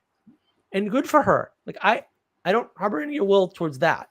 I might harbor a lot of ill will towards her political attitudes and her thoughts and her statements when she's making public statements that lack intelligence. Those are specific critiques about specific instances. But at the end of the day, she's a successful politician. And any way you measure it, she managed to pull off those 2 freaking elections in spite of all of her other deficits. There's something there. And that's great. Good for her. I wish she weren't in office for various reasons, right? But like also she's in office. Like those skills helped her. And when we don't appreciate that, when we say like, well, Donald Trump's a narcissistic buffoon, even if that's true, the fact that he became president says something. And you can't discount that and say the thing that matters most is narcissistic buffoonery over all other things. No, it doesn't. Lots of successful people are narcissistic, and lots of successful people are buffoons. The univariate fallacy. Exactly. And that's the reduction of the world when we compress Elon Musk down to the really smart guy. It's the left, and it's the left brain move too. It's the left brain move too, and it's the lazy. I don't want to turn on my cognitive resources, my neurological, physiological resources. I want to categorize and sort you quickly and deal with you quickly. Yeah, but maybe it's not laziness. Maybe we can't. And this is what nobody's talking about. Nobody's talking about cognitive load. We have a cognitive load. Okay? My cognitive load and your cognitive load are definitely not the same. Need for cognition. Cognitive load has different aspects, right? The thing that I can do, if you want to put it in Vervaeke terms, and I will, please. I am a master relevance realization machine. I can read something or look at something or listen to something and figure out the relevant points. Now, I have huge blind spots in that, for sure. There are certain types of relevance I don't recognize at all because I'm very focused on accuracy and precision, just because various reasons, right? Data. Yeah. Well, I'm very focused on data over people. That's for sure. I'm super, super ruthless, which is just efficiency applied to people. Like when you're efficient with people, you're ruthless. You don't care about them correctly, right? You have a lack of intimacy, right? You have a lack of quality of relationship with them. Very modern, by the way. Go on. Maybe materialistic is a better term. Right. And so what ends up happening is we all have different sets of skills. So I can pick up a book and read it and figure out, oh, that's the most important sentence in this chapter. Oh, that's the most important point in this book. Okay. And I have read whole book critiques where no one picked up on those things. And I have taken them to people who are experts who went, oh, wow, I never saw that before. That's amazing. I don't know how I can do this. I have no idea. Other people can't do that. Now, it's walking down the street on Cape Cod years ago. My buddy has an eidetic memory for numbers. And I hate numbers, and I don't get along because I'm dyslexic, among other reasons. But he also has a way of paying attention to the world around him that's fundamentally different from mine.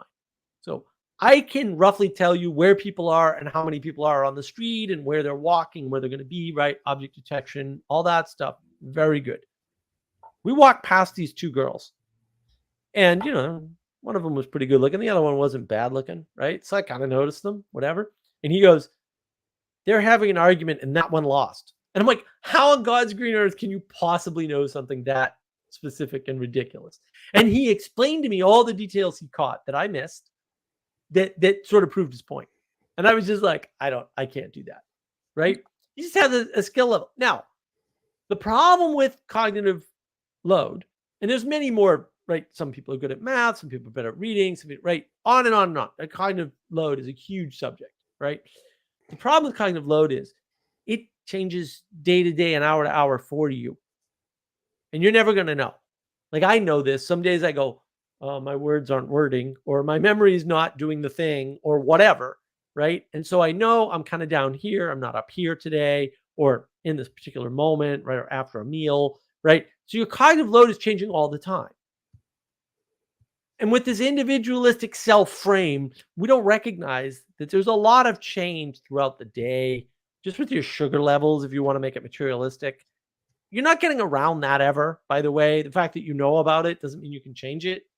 And we don't account for that. It's the We gauge don't thing account again, for the too. variation, It's right, the gauge. between people.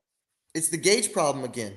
It's Yeah. the complexity of what you are, and that deficiency is that you need a complex system of a community and other humans to be living alongside and engaging with and wrestling with, And tell you that, right? yes, to even notice it, or to even start to address it, right? Because to notice it is the beginning of fixing. You can't do that through self-reference. Look at Sally Joe sees psychic space dragons, which you can buy on my store, by the way, right? markofwisdom.org. Right? At least most Tuesdays. Psychic space dragons happen every day, Sally. How come you can only see them on most Tuesdays? See, cognitive load's really important because we don't realize, it's changing for us, sometimes hour to hour or minute to minute. And it's different day by day. Like, we wake up with a different cognitive load sometimes. But also, we don't recognize other people's cognitive load. What are we missing? I don't know. I have no freaking idea. Well, and even I don't know if this is exactly tied to it, but intuitively my mind goes is the Vervaeke psychometric that he always brings up as need for cognition. So even by your fundamental disposition, I'm going to be able to handle different cognitive loads, and right. I'm going to react to the emphasis in the different spectrum that I'm experiencing. I'm going to react to that differently. It's the same biodiversity kind of argument. Exactly. And it is wrapped up with biodiversity. If you believe in the quote evolutionary theory, which isn't a theory, right? But it's a natural selection theories, hypotheses, unscientific or unfalsifiable ideas, and a bunch of inference. By the way, that's when they talk evolutionary theory. They're talking about that.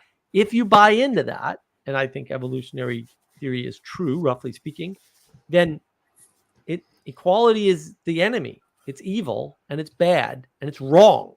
If equality is true, then evolution is false, period. And all of it, too. Like, actually all of it. Provably, by the way. And nobody talks about that. Like, you can't have both. And so if we're not equal, if my cognitive capacity is not equal to your cognitive capacity, what does that mean? That means our perception of the world is fundamentally different. There's nothing wrong with that. This is the elephant problem, right? Where you feel the back end of the elephant, I feel the front of the elephant. We infer elephant from talking to one another poorly. Yes, that's true. It's unhelpful to know because it doesn't solve any problems.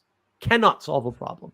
It can just, if we're open, engender the humility for us to grow. That's what it can do. But if you're not using it that way, I think the mistake is thinking you're going to have a solution. I think you nailed it. Is engendering the stance that optimally affords transformation. I mean, bam, like. That's the money. That's the money we're all aiming for. Go ahead. I've known that Vervaeke. I'm gonna probably hit the hay here, but I wanted to say a couple things. I've known that Vervaeke has sort of put that in different terms, but basically, it's kind of, this conversation has kind of helped me. That I don't want to say it's like an absolute, obviously, but my reasoning has really made me less successful in the pursuing things I want to do, like my you could say overthinking, but you think that you're being you think that you're being wise when you're actually, your metrics, you just have almost subconsciously you're just driven to measure, and it's Yep. screwing you up, and Yes. you're Well, getting you're less told that done. you can, and But you're told that you you said should, right? And perfect you're is the told, enemy of better. yes, exactly. Exactly. The And perfect the is other the thing I enemy of wanted the to best. say, before I get off, is Matthew or anyone interested. There's a couple good. You might already know about them, but there's a couple good books by Catholic mystics. The Cloud of the Unknowing, I think, and The Dark Night of the Soul, or The Cloud of Unknowing. If you haven't heard of them, I think to me they're probably some of the best books by Catholic mystics ever written. But I'm not a master scholar in that or anything like that.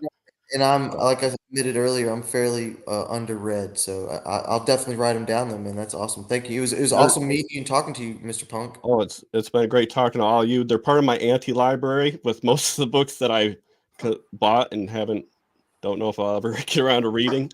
Good. But I'll talk to you guys later. Good night, man. Good to see you. Thanks. Have a good one. Thanks for coming on. Yep. Yeah. And I think a part of the problem is it's not overthinking. It's close to overthinking. What it is over expecting. Right? It goes right with predictive processing. Exactly. We're over Right into predictive expecting processing. that we can predict something with a level of accuracy and precision that we cannot. And then when we don't meet that mark, we feel like a failure. Yeah. Right? Because we've defined success and predicted how to obtain it. And that is a mistake, as we covered 2 weeks ago in the live stream on success. And that's where people get wrapped up. They get wrapped up in this idea that they can expect a certain set of results. I think that ties into the fundamental point we just hammered too, is that a part of that stance that will allow this transformation and is not seeking solutions and answers is just that. I think that's the humility where you're giving it up, right? Giving it up, where it is that expectation of an ability to predict the world well enough to meet some arbitrary standard of success or measure of success. You have to give that up and just do things, right? Yeah. Because that's how you learn. You learn by accepting errors and mistakes, and not by predicting outcomes and favorable ways of doing things. So here's where, and this would just be the disagreeable kind of devil's advocate, because I agree 100% with what you just outlined, what we've just outlined here in the past. Really, the whole, most of we've had some different disagreements, but in the past 5-10 minutes, I 100% agree. But here's where I would try and kind of defend Mr. Punk's point a little bit again and push back a little bit, is that, but we are in the situation today, Mark, where modernity has happened. This notion of the individual, the atomized, marketed, packaged, out for consumerism in the machine.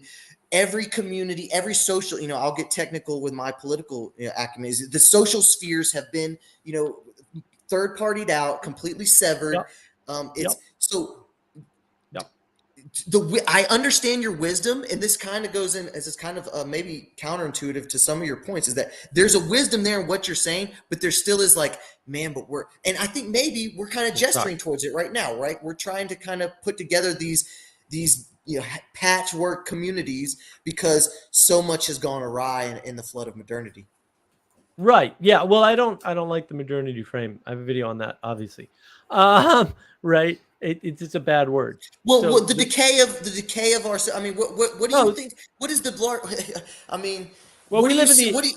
Yeah, you can replace modernity with the age of gnosis, right? Okay. Where gnosis is knowledge as propositions as the Okay. highest value. Propositional tyranny. I love that. Okay, I love Right. that. I love that. Well, yeah, look, I mean, I love Vervaeke's work. I've used a lot of it. Yeah. Right? The, I mean, the realm it's of some great gnosis stuff. is propositional tyranny. That's how it landed for me. Yes. So I love it. Yeah. Yeah, no, that's the correct way to think about it. Yeah, it is. So that, you still got the question then? I got your question. Let me go through it. So Okay, go we ahead. get the age of gnosis, right? The age of gnosis, where knowledge is something that can be, we'll say, accurately and precisely conveyed through language, right? Yes. And then, Yes. right?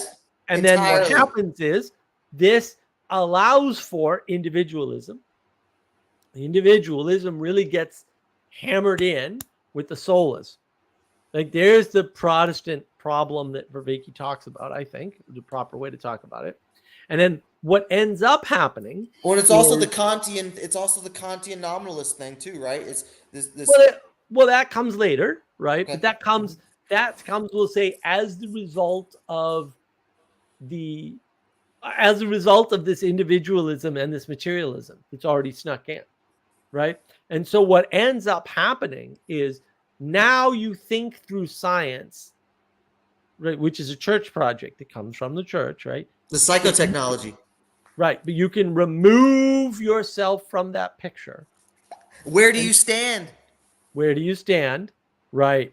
Well, I like where are you starting? Oh, I'm going to talk to Joe about Same this. thing. I love that. It's the same thing. And it implies a telos. Exactly. But it I don't want to interrupt you. I don't want to interrupt you though. Go. It helps you to find the creation deniers, because that's the problem. There you go. Yeah. So when you have that, so you've got the individualism and the materialism, right? You've got this age of gnosis stuff going on. It's creating the environment for individual materialism. And then you've got like Immanuel Kant coming along, and you've got this science tool that, when you read, say, the Enlightenment philosophers, there's nothing wrong with what they're saying, but it's all couched in God. God. And you can go, well, they're deists, whatever. I think it's a garbage term. I think it's false, whatever, right? When you remove that, when you try to science it, when you say, oh, we can remove science from that, you create the objectivism. And of course, I have a video on that, right? I'm following. Materialism, individualism, objectivism, the three great evils of age of gnosis that are enabled by age of gnosis, which propositions as the highest form of knowledge, and knowledge is the highest value, right? Whoa! When you say it like that, then the critique of knowledge is obvious. Look how much the Platonic and Vervaeke has infiltrated me. As soon as you said it like that, as knowledge is the highest good, I immediately was like, oh, hell no. And that goes back to our earlier part of the good, intrinsically good. Boy, is this has been lovely, Mark. This has been lovely. I'm glad to hear that. So now your critique is correct, and I think it was a proper critique. We're swimming in this soup, like we're in the age of gnosis, baby, and we're deep in. Like we're not on the shallow end of the age of gnosis pool at all. The age of gnosis is like, that's where World War I came from, baby. Like that's where, like, these are the manifestations. And you can take Bern Power pretty seriously, the anadromist there, when he says in the beginning of his How We Got Here series, he says, we're dealing with the trauma of World War I and World War II now. Yep, I agree with that. I can take that. I can agree with him on that point, and I can say that's probably true, right? And then what does that mean? That means we're swimming in this age of gnosis. We're in the deep end of the pool already. And to your point, your great critique is, what do we do? Because you can't just feed this to people. And this is where I go back to, now that we have a frame, which I just gave to you, right, that we can understand where we are, where we're standing, right? Right. And where we're starting from being born into the deep end of the age of gnosis. Thrown in, Heidegger. Thrown in. Absolutely. Right. Now, what can we do? Well, I say we need to understand the things that we don't have concepts for. Because a lot of people will ask, why isn't Vervaeke Christian? like now? Why isn't he going to church immediately? And His that pal that Jordan came up. Hall just converted. That came up with Chad and PVK a while, probably a year and a half ago now. They said, how's he on the other side of the glass still? It's a good question. He's missing concepts. We're all missing concepts. We're missing concepts like I said earlier, we're going straight to redemption. We're ignoring what forgiveness really is, and we're ignoring repentance. And in order to repent, you have to have humility and admit a mistake was made. And then once you've acknowledged the mistake, you can repent for it appropriately. Here's where I agree.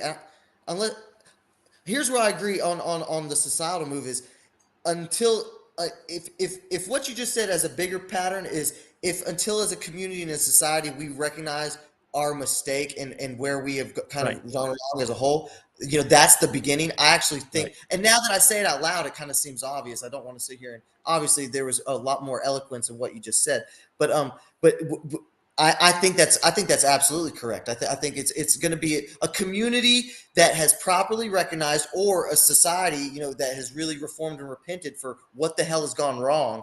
That's going to be and then only then can you even think about what so it's really like all the other stuff is kind of just mute until that first recognition, that repent, that man. Right.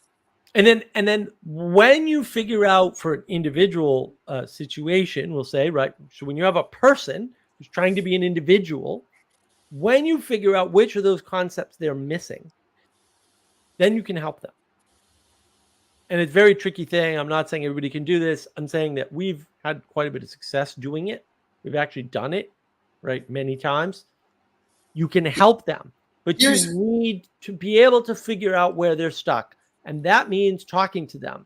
And so, as I said, this week and today in particular, we had sort of hopefully a breakthrough. We'll see how long it lasts, about self-transformation and the silliness of the term. And the thing was, you have to get the person unstuck from the idea of self-transformation before they can become better. I'm so glad we got here, because this is where I wanted to kind of land here and I think in and I don't want to be too harsh with my words to you, man. You've been a very gracious host and conversation partner. But in some of the critiques and the wrestling that you have done with me today, I think I have landed. I think a lot of it has landed well. I think I've my perspective has been a little bit rounded in the Mark Lefebvre color today. I know that's mixing metaphors, but we're dealing with complex stuff here. But here's what I would say in the Socratic JV, Socratic, as my hero kind of, Jesus, Socrates, and Buddha notion would be, here's where I would offer is, then can you mark for me? And this is kind of ha with the good faith, but can you steel man for me that little sliver, that notion of and I would say, I don't want to use the self-transcendence because we kind of just poo-pooed that, but what is the steel man, the proper, small, narrow, here's where it is useful notion of an individual, let's not even do that, of a single person that is trying to participate in the highest good. And I kind of gave you a little bit of hint of where I think it is there, but I think you get where my question is. Can you steel man that part that we've kind of been beaten up now? Now, can you give me? Okay. Sure, I can. Okay. And this is what no one's talking about, except Peterson, I would argue.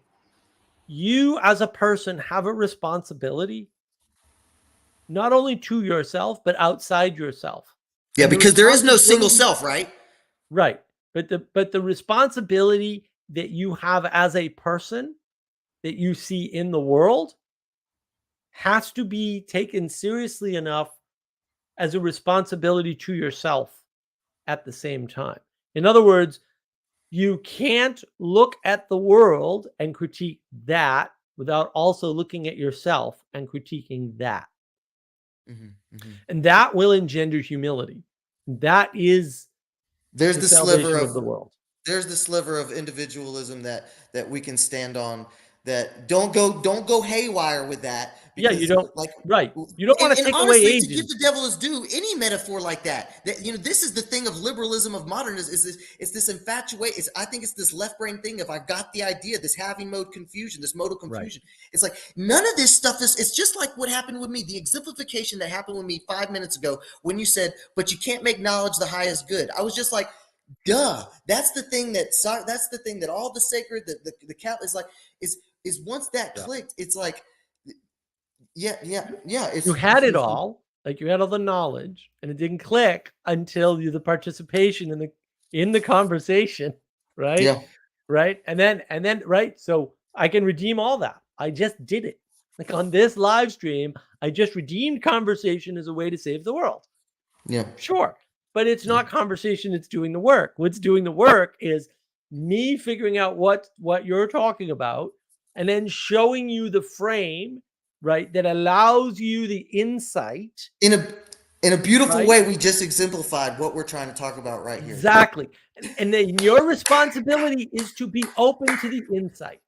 Yes. And that's And I'm the thing trying. no one's doing, And I'm right? trying. Yeah, exactly. Exactly. That's exactly the right response. You need to be open to the insight. You can't still defend, I'm going to get a book and read it. You can't still defend, I'm going to figure out what the masters meant. You can't still defend, I'm going to go to a guru for 6 months or 6 years even and do the thing. You can't defend that anymore.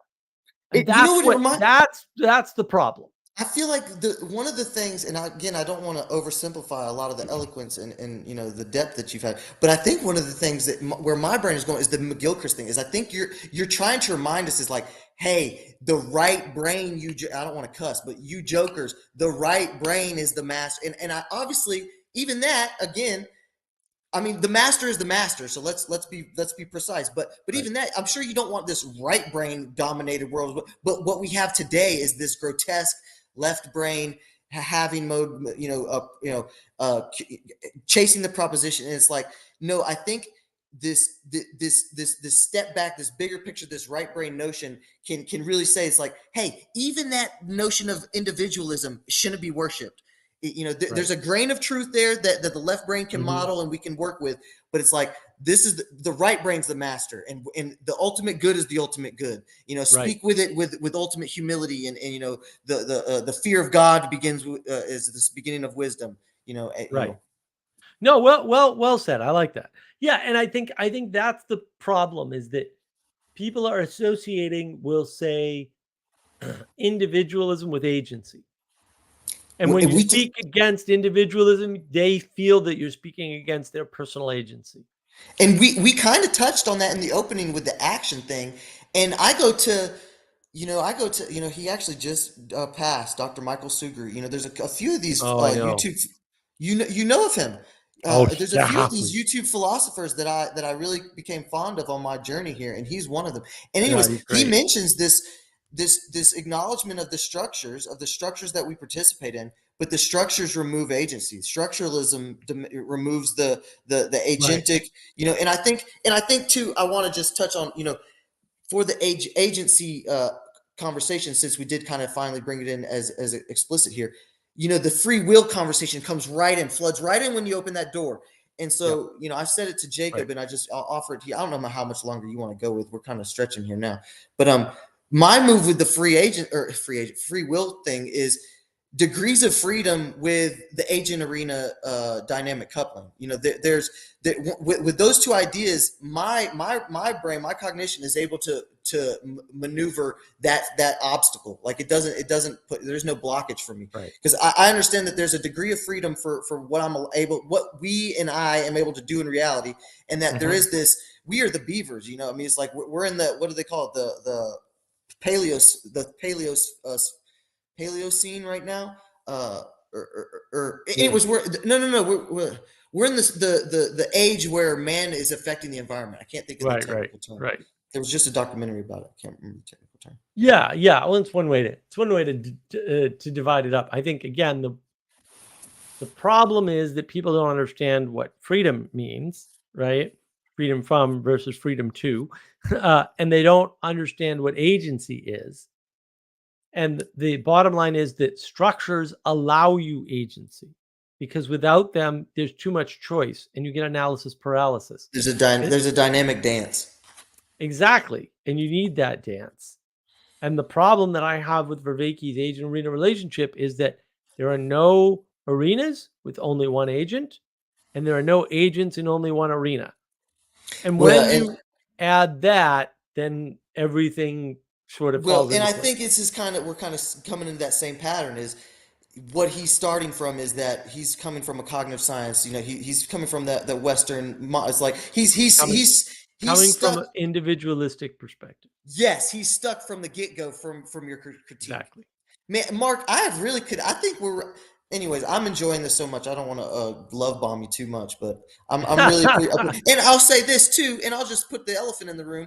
Because I am the extrovert. You have a little bit of a reputation in TLC, and again, you've had some pushback here and some stiff, what I call wrestling with me here. But man, you've been a fine, gracious host. Because here's the thing, Mark, and here's why I think it's so valuable. Like the Jacob, and at the end of the day, what is going on a lot, and why these communities, the distributive cognition works, is because this propositional tyrannage age, the age of Gnosis, puts you in the age of bullshit.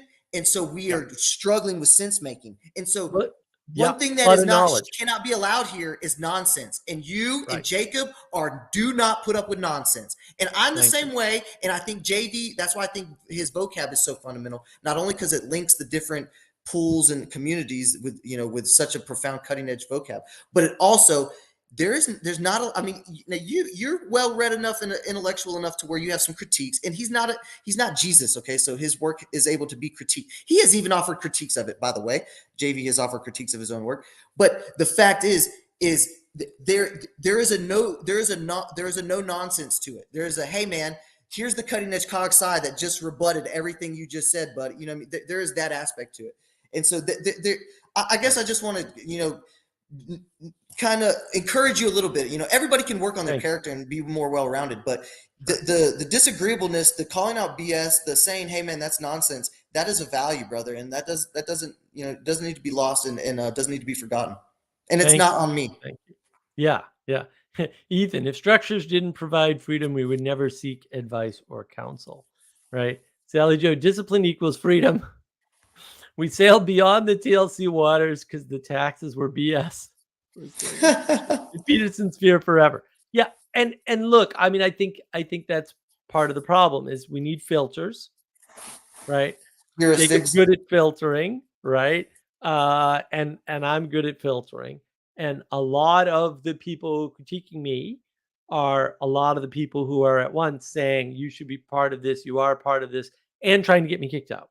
Yeah, and also I think it's also too, it's just what I call existential opposites or enemies. It's like they're just on the other end of the spectrum of the disposition, and they're not handling it well, in my opinion. They're not handling it optimally, I would say. Some of them are snakes, and they just and that's the case too, right? Not everybody's a good faith actor. Not everyone's a good faith actor. Look, you're talking to the convicted criminal. Like, if anybody knows snakes, I got a gauge for it too, brother. So yeah. Well, and the thing is, I think there's to go back to the flood of information, the problem with sense making.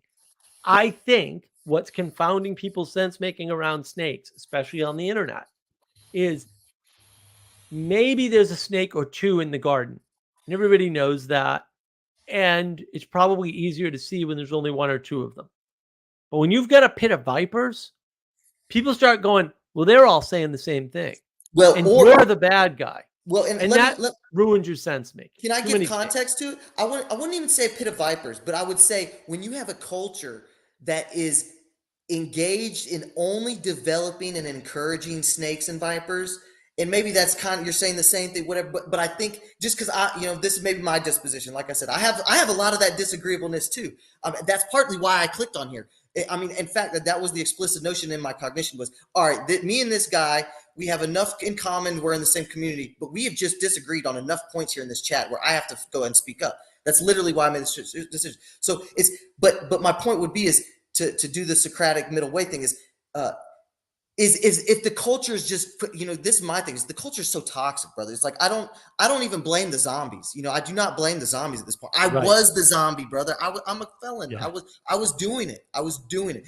Dude, here's one I've been wanting to tell somebody that. I mean, this is weird, but I was. This is kind of left. I was critical in my lowest points. I was critical race dating. If you can use your imagination to understand how that was working, I was manipulating the racial dynamics of the social discourse to get laid. Okay. And Yeah, by the yeah. way, if you can wrap your mind around that disgusting low point of my life, it worked. Yeah, of course. Yeah. Yeah. I bet. Yeah. I bet.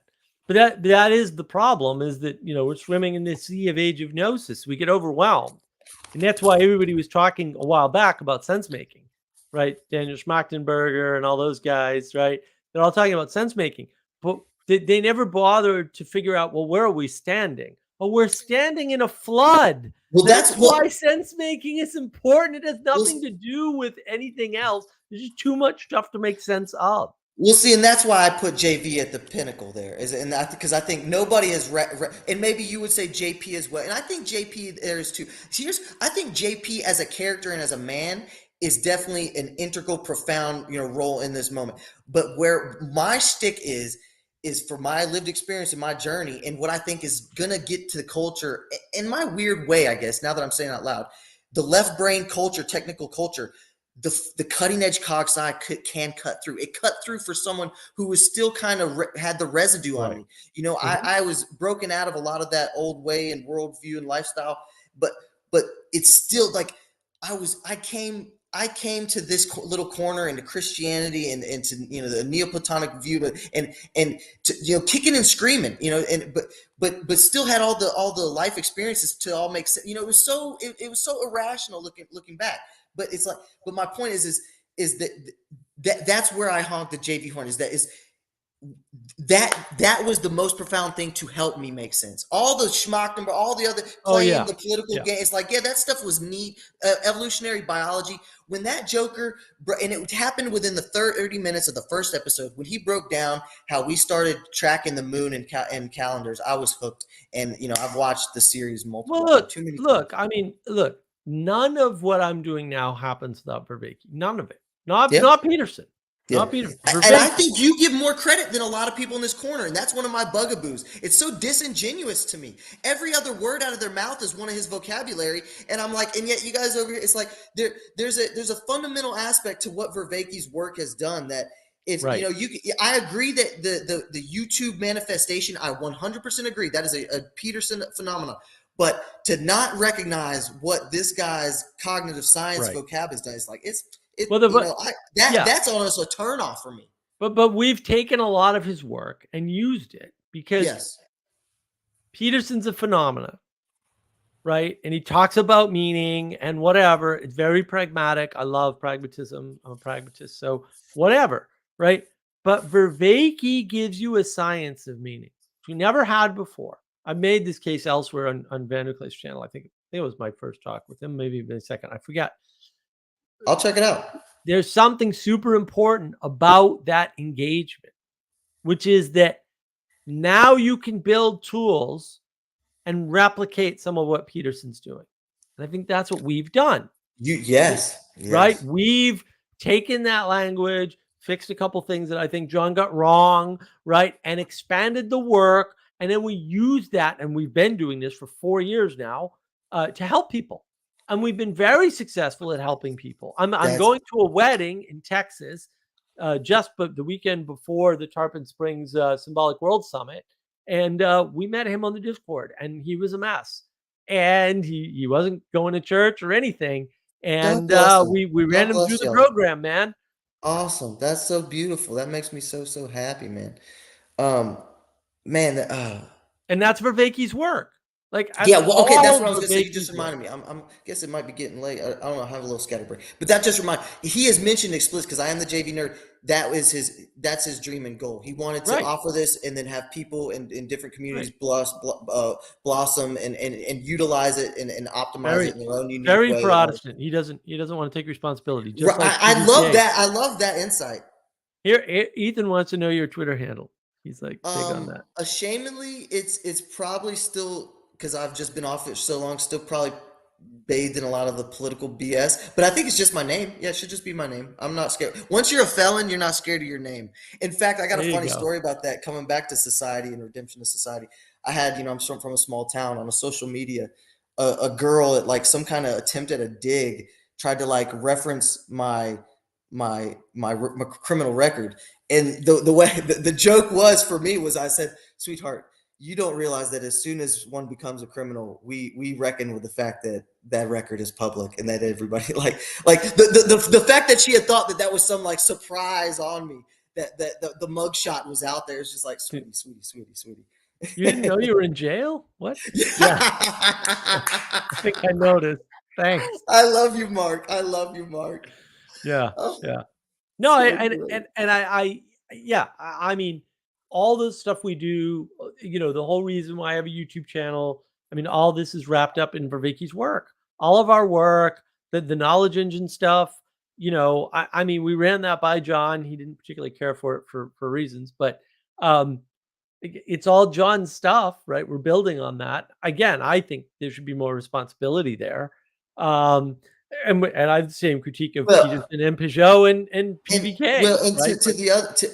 What I will do for JV, and this is just my bias now, but for JV, he has been so open about his temperament and disposition that is just so not him. Like he's mentioned in his younger days of teaching, this just shows how much of a nerd I am, that how much that was a big part of his development, his social development, right? Because he was so socially inept that becoming the teacher leader role, that interfacing with other people and other humans, which just goes to show you, by the way, how catastrophic freaking individualism is. It's like we have such freaking social, issues and problems. Here, my battery's running low. 1 second. That it's just like, it's obvious that this is just unhealthy for us. It's obvious. But yeah, so him as a leader in that community, like again, I'm putting my bias out there, but I do kind of understand like this. Paul, it's like this weird, your past, it's like, and again, I do want to steal, man. It's like I said, there's a threshold and a paradox, in my opinion, of the imminence and emergence of a leader. I don't think a leaders just merge, and I don't think a leaders are just willed. Right. I think there's more of a dance. But I think there's just like this like Paul. It's like Paul, and I will say, even just the other day in a stream, this lady Don D, which had the alcoholic, kind of moved me that he's kind of got this community right here, and it's like he doesn't want us in a way. It's this implicit, I don't want it. It's like, hey man, we're all, and I mentioned it the other day, it's like we're in the throes of I know you don't like the term, we're in the throes of the realm of gnosis, of modernity. I'm not going to acquiesce to everything you said. We're in the throes of modernity, the flood of modernity. It's like, and I don't want to be overly critical, because I mean, he's got his whole life and he's got lots of stuff on his plate, I'm sure, but it's like, man, you got the thing right here. You got the 20,000 people subscribe to you, the 1,000 that engage regularly, Right.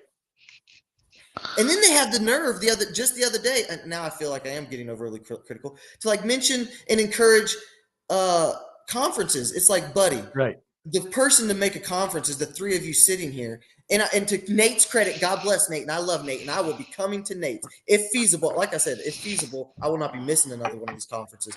But Nate in the northwest, I will be going to that one that he kind of hinted at. I don't know if you saw that conversation. That was a little bit of a rant. I apologize. That's okay. Ethan, what's going on? Hey, there's just kind of a code that when Mark's in the room, we don't use the term modernity. Yeah. We have to say modern materialism.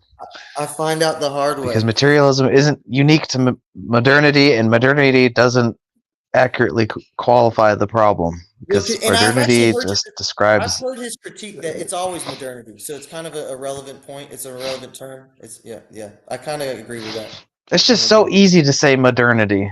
Well, and if you're going to have philosophical rigor, you have to stand to that critique. Right. And it's like that critique puts it mute. It's a mute term at that point. Yeah. No, I actually really appreciate that about Mark, even though it frustrates me that I have to say an extra 5 syllables, modern materialism. Because something I've just realized over the past few days is Mark is like one of the few people that I know that still it's not I don't even think I'm going to call it hope, but just for now I'll call it hope. Still has hope for um, mo- modern things, the modern world. You know, he still has he's not going to bash America. Like he still thinks America's a good a good place. He's patriotic. At a time when it's very hard to, or when it's very, excuse me, let me erase that. When it's very easy to be critical of America, modernism, and liberalism, and all of that stuff, you know. So I think it's good. Yeah, you just kind of called. Yeah, you just made me have a moment of self-reflection there. I mean, I'm the obvious. I mean, I just want to be vulnerable, ha ha ha, or put my cards on the table. Yeah, I'm the obvious one there. I've I part of the one of the many factors of why I moved to West Texas, where there's a complete little Mexico here in my West Texas, city here that I just moved to. That's fine. Is because I've lost my. Here's my thing is the true. If you're going to deconstruct the Peugeot move is to deconstruct it all. Don't deconstruct at your own whim and convenience. And so it's like once you see the thing decaying and the problems and the critiques and the corruption, it's like I deconstructed it out. It's like that American flag means. And look, this is where it gets gnarly. My father's a 20-year retired Marine, and a different time. Okay, so it's a different thing, and it gave me everything that it raised me. But it's like whatever you want, I can't. The phenomenological physiological rule stands. My body still curls at what it represents to me now. Like that flag means it's, so it's Yeah. I've deconstructed out of it. It's so good for you, Mark, that you can still kind of see the glimmer of, and there was good there. But my point is, I can also highlight the last 60 years of straight criminality. It's like, it's messy. It's messy. And so I just want to take the self-reflection of like, hey, I need to see that and have more graciousness to the construct that is American and patriotism. And so thank you, Ethan. Mm-hmm. Yeah. Well, we were talking about this earlier today. It's just like if you can't exist without an identity. I mean, identity is you could call identity your father. if you if you destroy your father, you cease to exist. Tradition, And identity, we got to be identity. yeah. This I've been thinking about this a lot lately. Just going back to Jordan Peterson's saving your father. There's a difference between saving your father and judging your father. One you're supposed to do, and the other you're not. But they both they easily get confused. That's so beautiful. I'm That's so beautiful because to save your father, there's still an action, right? And there's an implicit judgment there, but an over gross judgment, a moral what I would say, because you're always making a judgment, right? You're always discerning and valuing and perceiving. But the distinction of, like you said, to the implicit judgment of, but the emphasis on saving. It's to the hell with the judgment. I'm going to optimize and revive. Let's tie it back into revivification and revive the tradition that is the metaphorical father. Yeah, I love that. I love that distinction. There's something about rescuing your father where there's no judgment there. I mean, that's what I'm thinking. Yep. There isn't any judgment or it's there. beyond the judgment. I don't know. Well, I mean, you think of the story with Noah and his sons. One son judged him, and the other two did not judge him. And the way that is portrayed in the story is they cover him by walking backwards. If you think of judgment is looking. Yeah, see. And the image is very. They could not have the way that the text is.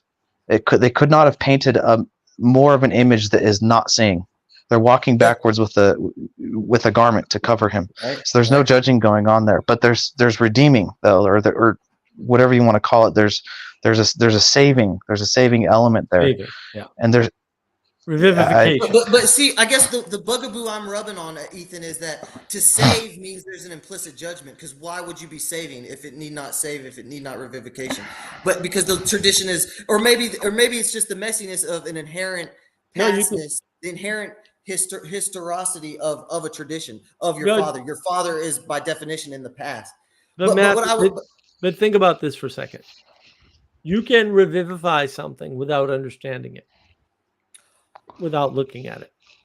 and that blurs the implicit judgment part, because how can you implicitly judge that which you cannot understand?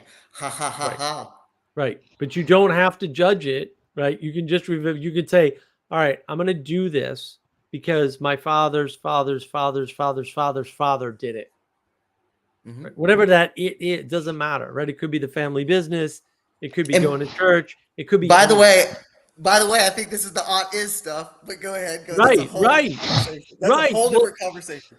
well, right, because the I don't want to problem derail runs us. the problem runs into what's the ought, and the bottom line is you're a Muppet. I'm a Muppet. We're all Muppets. We can't figure out the oughts. We need that distributed cognition through time. This is where JV doesn't I talk see about your point. through time to know the oughts. Ought is a hyper object. Oh yeah, absolutely, absolutely. What? Ought is a hyper Are we object. using that? Are we using that term now? Hyper objects? I'm trying to use likes it to pervasive communicate. I'm language. not. We can push back on the term, but I'm trying to communicate the Oh. abstraction. Spirit. You get my point, though, Okay, Mark. sorry. It's It's a ought spirit. is because what your point is the temporality. You're saying Right. it's what you're highlighting is the ought is takes into account the dimensions of the temporality over extended time and the distributed cognition over extended community, That's right. not just a single person. That's That is a fascinating point that I would like to hear JV on the is and ought. Now he may have an answer for that. I'd have to chew on it myself as well. The ought is linked to discernment, right? It's a vertical Right. thing. Yes. But you don't have that discernment, which is why you go through the ritual, which is why you have the tradition, right? Because the distributed cognition has already figured some of this out. Not all of it. It's not right about all of it. Here's what I would offer. Here's what I would offer. Here's and I don't necessarily know if I'm even defending JV at this point. Maybe, I guess, because I kind of have bought into a little bit of his argument there. But at some point I'm still defending my ideas here too. So anyways, here's what I would say. Maybe to Steelman, maybe it's just high, and I feel like this is kind of just at this point maybe a cop out, but I feel you should know I'm doing this in good faith. This is highlighting the blurriness of I think this is what Peterson does with the pragmatism and the truth. It's like if it has worked pragmatically for millions of years, is that truth? It's like, man, it's like, and Pajot at that point would throw up his hands anyways. Pajot would say, it's like, man, that's irrelevant to the human experience. Right. It's like conversations are supposed to be about the human experience. It's like, so there's something there. There's something there. Yeah, absolutely. And I think that's the distributed cognition through time point is the one that everybody misses. If there's distributed cognition through time, then that justifies tradition. And it justifies you not critiquing tradition too much, right? Because if that's the case, then that distributed cognition through time is smarter than you. So all right. So I think I do know what JV's move would be. Now let's just play for a second. I think JV's offer would be that's implicit. That's implicit. That again, what you're critiquing is the implicit Western scientific propositional stance that I have to start off as JV as being a cognitive science to explain. And I think that would make sense because I think you're absolutely right. There's obviously not an individuality, single, Kantian, Protestant freaking, self inside that's doing it. That's obviously invalid. But I think what JV would say would be that it's implicit that only now this is again this modern materialist propositional realm of gnosis. It's like the sickness of the atomized individual is now, man. I feel perhaps it's just a highlighted extroverted reaction to it, but it's a unique suffering. To be still living a pretty great decent life for all the struggles I've had. I still have some privileges and gratitudes for sure. Yeah, we all do. But yeah, I mean, I think that's when you start to consider distributed cognition through time, that changes the nature of everything that Vervaeke is actually talking about. And I don't think he accounts for it at all. I've never heard him talk about this. But you see my defense of that, right? Is because he's doing the cognitive science, Western, systematic. Yeah, I know where he's stuck. Oh yeah, we know where he's stuck. That's his starting point. Exactly. There you go. We've talked to him. We know exactly where he's stuck. I wish he engaged more. I mean, I tried to work with the Vervaeke Foundation for a year. All right. And that the reasons didn't work out. But I spent a year in meetings with them trying to, build community and do all these things. And, I know it's a different organization now, but there's a way in which that's not being accounted for. And there's a way in which they're not talking, I would say, appropriately. And I think that's your point. That's how that's his Protestant movement. Right. Doesn't know it, right? Yes. It's Right. super Protestant that you don't. But I guess here would be this would be again just kind of the Socratic offering to you. I'm kind of at the edge here of my cognition, or at least what I've thought about here on this topic, would be.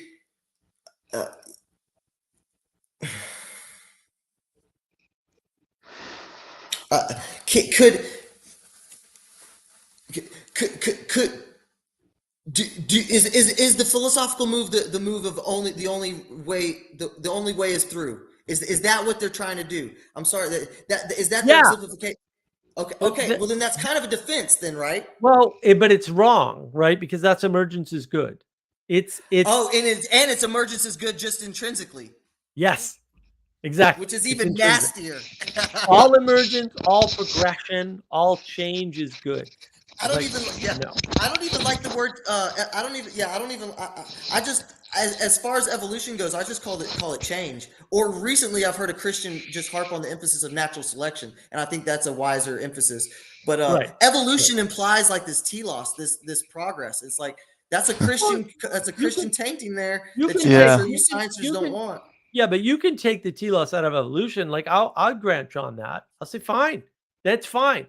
Are you defining evolution as a process? Okay, touche. But what I meant is in the pop cultural discourse. When people say you're evolved, you've evolved. That means there's a verticality to that. It's like, bro, you don't understand evolution at all. No, because a person, right, can't evolve. That makes no sense. That's right. It's a modal confusion of metaphor, right? Evolution happens. What's that modal confusion?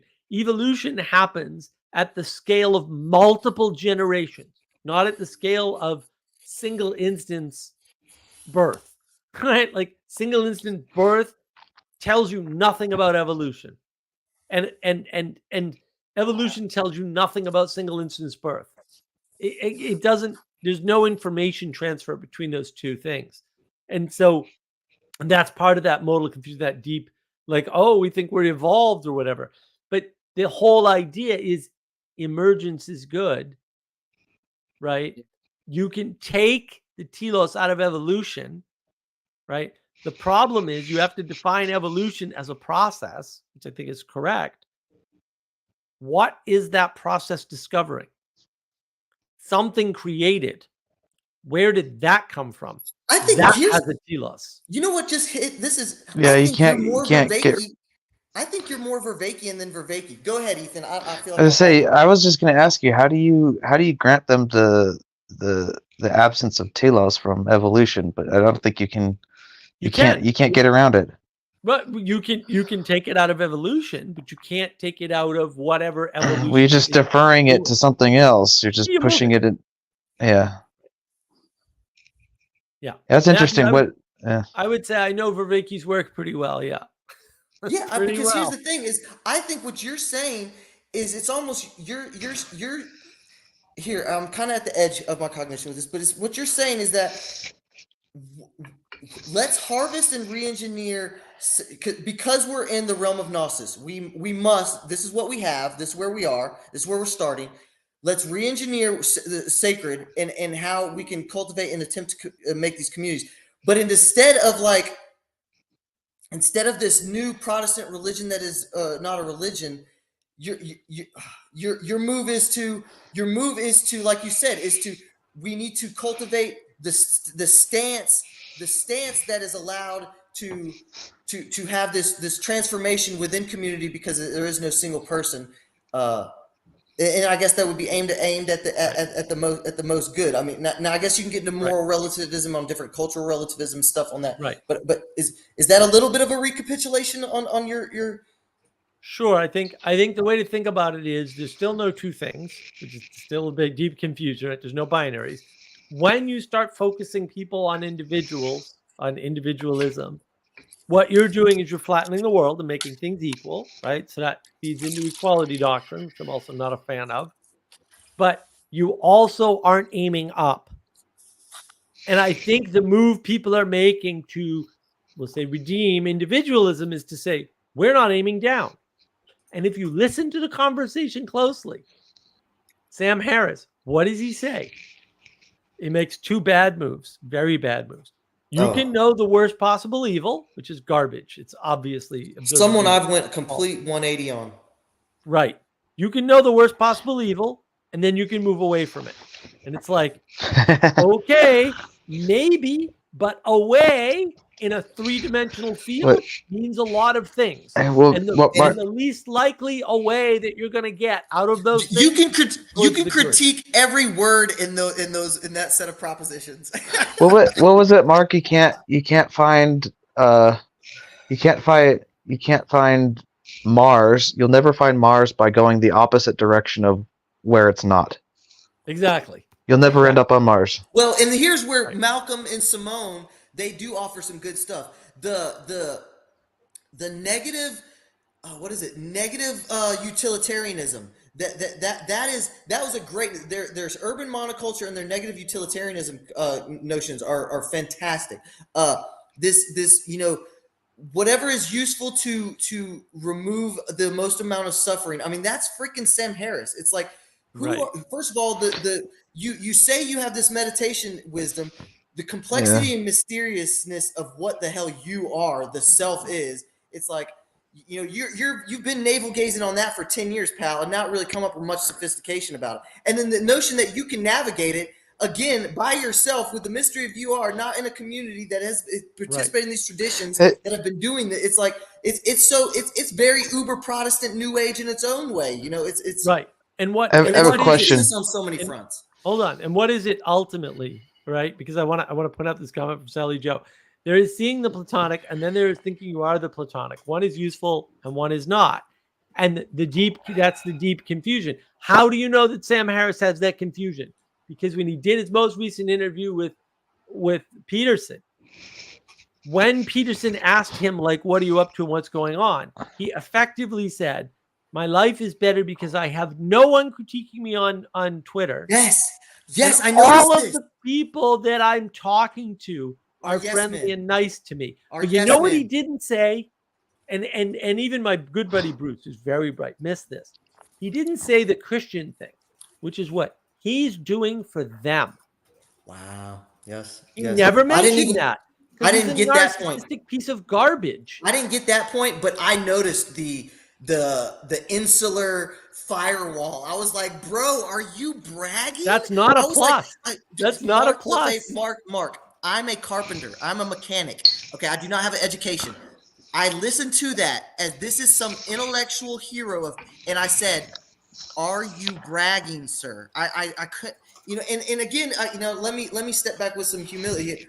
A 180 because I was that guy that was listening to that garbage. Now, I will try to give myself a credit and some bone. I was struggling through a freaking political mess, and he was offering some political wisdom every once in a while. Some pseudo political wisdom on a lot. It's easy to see how the enchantment works. Yes. Yeah. In the negative sense, the illusion. I don't like the negative connotation with enchantment. There, I think there's a healthy enchantment, but there is. But the illusion, the deception. Yeah. Ethan, go ahead. You had a question. I was going to say the whole Sam Harris thing and his beef with suffering. I mean, that should immediately be obvious to any Christian that's you can almost say it's anti-Christian. It probably is anti-Christian to identify against suffering. But then again, like, do we know of any cultures that have identified against suffering, or is that just a uniquely Sam Harris thing? And I think it's such a foolish notion too, just on a metaphysical kind of understanding too. Is like, and this guy, I don't want to be too self-referential here, blah blah blah. But I mentioned it earlier. It's like, man, one of my issues in life, in young life, was I didn't have to try. It's like effort is this sacrifice, this effort, this having to. Yeah, effort is a sacrifice. It's having to give up your Right. time and attention and your resources Mhm. too. And so it's to even think that that's not a part of life. It's like, brother, I ran that when I was freaking, Mhm. 10 to 25, and it ran me right into the dirt, into a jail cell. It's like, okay, Sam Harris, if that's what you want to pump to the masses, bro, it's like, okay. But Yeah. I mean, if you think even I think like Dionysus, right? The god of, I don't, maybe help me here. I'm not an no, expert. He's yes, he's a god absolutely. of blissfulness and pleasure, right? But like Right. even the Greeks weren't retarded Well, enough to it think was it was that this. like they knew that there were other gods in the pantheon that were opposed to that. So they know that You, you, if you cultivated Dionysus too much, there's something else that's going to eventually come in conflict with it. There's a right. trade-off there. You They weren't. just read my mind, Ethan. You just read my mind. Right when you mentioned Dionysus, that's exactly where my brain was exactly your point. Was the dance of the gods. You nailed it. You nailed it, kid. Yeah, That, yeah. and So that's the problem, right? Is that we're living in a time, and Jonathan Peugeot actually said this. He said, if you think that Christianity is not about suffering, that Jesus is not about suffering, like you've got something drastically wrong. Like, Yes. if you're gonna follow Christ, I got news for you. He was nailed to a cross. Like, I don't know what else to tell you. like, And what's maybe that thing if you're around your not neck? suffering, but maybe if you're not suffering, you're not a good Christian yet. How's Yeah. that? Because Christians are for lions. And I think it's just a bad worldview. I mean, not to seriously take into account of suffering. I mean, it's just Yeah. it just shows you they call Mick mindfulness, the Mick intellectualism that's out there. It's just it's rampant, man. But I did want to just touch one more time on, because I love that point of you bringing Dionysus, who is by the way, this more shadowy kind of carnival kind of valve of let off the darker passions of lust and party and inebriation, and kind of touch into that liminal realm. If I understand Dionysus right, I'm no expert. Again, I'm a carpenter Well, mechanic, but if I understand that, and so what the Greeks did, and this is what the Greeks nailed, right? Or one of the things the Greeks nailed for sure is they've had the tragedy and the comedy. Okay, so they had these stories, these dramas where, like you said, Ethan, to highlight your point, they danced. These gods danced and interplayed with the human aspect and dynamics and narratives, and that's how they wrestled with the ultimate reality. It's like, and my little caveat on that is, from what I had heard, that was what Plato was always wanted to be. That was the peak of their society, and that Socrates had grabbed his ear, being who Socrates was, and said, no man, you need this is where the gold is. And Plato found a way, like we do, to synthesize, and wrote dramatic dialogues and wove in some of the most profound philosophy into some of the most beautiful art that isn't necessarily a play, but I don't know what it is. I just call it. well, those were all communally read back in the day. There was no privately read Republic back in the day. Those were, those texts were much different than what we understand as text. Go ahead, Ethan. I don't want to overspeak. Oh, I was just gonna say I don't honestly don't know what genre the Plato would be. I don't know how you would. He's a genre breaker for sure. Yeah. Well, that was explicit in the end of the Republic too. Yeah. Well, and I think, again, that's kind of in that story. What I'm hinting to is that he wanted to master both worlds of really dancing with the artistic, the poetry, the Right. the mythic, and Right. the profound, the true, and the transformative. I see you yawning, Mark. Do you want to shut it down, man? You want to land the plane? I am going to shut it down. Yeah. Okay. Let's So- land it. So yeah, I mean, Andre, you have any closing comments for us? No, it was just good to see a very good interaction between you and Matthew. It was very spirited. Yes. good. Yes. Thanks. I Thanks. enjoyed Glad you this. got to a lot of good points. Good. All right. Matthew, what do you got to close us out on your end? Yeah, I just want to say thank you. I haven't done a lot of streams. This is just a first of a few. I want to say thank you for your graciousness and you're pushing me on some ideas. And I want to say thank you for, I think, your good faith engagement when I offered pushback to you. You know, when I tried to deuce you out in a Socratic way or kind of offer you a different perspective on stuff. I thought you held your ground. I thought you did great. You know, I mean, you were yourself. So yeah, that was great. Oh, thanks. Thanks. No, it was great to meet you and have you come in and push back. We appreciate that here. Ethan, what you got? What you got? You're not a failure. Tell us. Not much. Yes, I'm a failure every single day. Just trying to fail a little bit less each day, and if I can do that, I'm happy. Very Just kidding. Christian. I'm being falsely humilitous. I like the Christianity there. That's funny. I can't really think of anything. Uh, Matthew, I've never seen you before. Are you on Twitter? You're muted, Matthew. You're muted. Gotta unmute to talk. I am. It's just my name. I'm not very active on there, and it's probably just some political slog from months or years ago. Oh, But I will say this: I do want this. I mean, we're closing up here, but I do want to kind of start a YouTube channel, maybe. But it would want. I don't want to monologue. I have nothing to monologue about. I'm not a profound thinker. I would want to do stuff like this in dialogue. So that would be maybe where you could find me here in the future. I don't know. Other than that, yeah, it's just you can maybe follow me on Twitter. I mean, it's not. Hopefully, I'll see more of you around here. we have a little dialogue going on Twitter, and that's how I keep in touch with people and transfer ideas. So I'll look to follow. I'll look to follow Mark or look to follow me. It's my name, so maybe y'all can find me. yeah. Okay. I can't think of anything else. I'll just end it with this: that don't identify against anything, and certainly don't identify against suffering. That's not. I mean, it's not going to work. No one was dumb enough to make that. It's like Sam Harris is like stealing the monotheistic God idea and then like trying to smash some. He's trying to like make Dionysus the monotheistic God, and even the pagans weren't dumb enough to do that. Right. So, yeah. Right. Well said. Well said. Yeah. Look, I really enjoyed this, guys. It was a great stream. I think we got somewhat to the bottom of this idea of failure and the asymmetry between success, which is external, right? It's that thing you're looking at outside of yourself, and failure, which is actually mostly internal. And what you need to get out of that, ironically, is humility. And you need to be open to the signals from other people in order to get you out of that mode. You need to be able to engage with people in a way that you're ready, willing, and able to learn.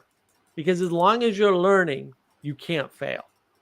And that, I think, is the most important message. And that requires humility. So that's what you most need. And look, I want to thank everybody. Next week is cool. I know we're probably gonna miss 2 weeks in a row here because I got to go to a wedding and then I'm gonna be at the Symbolic World Summit.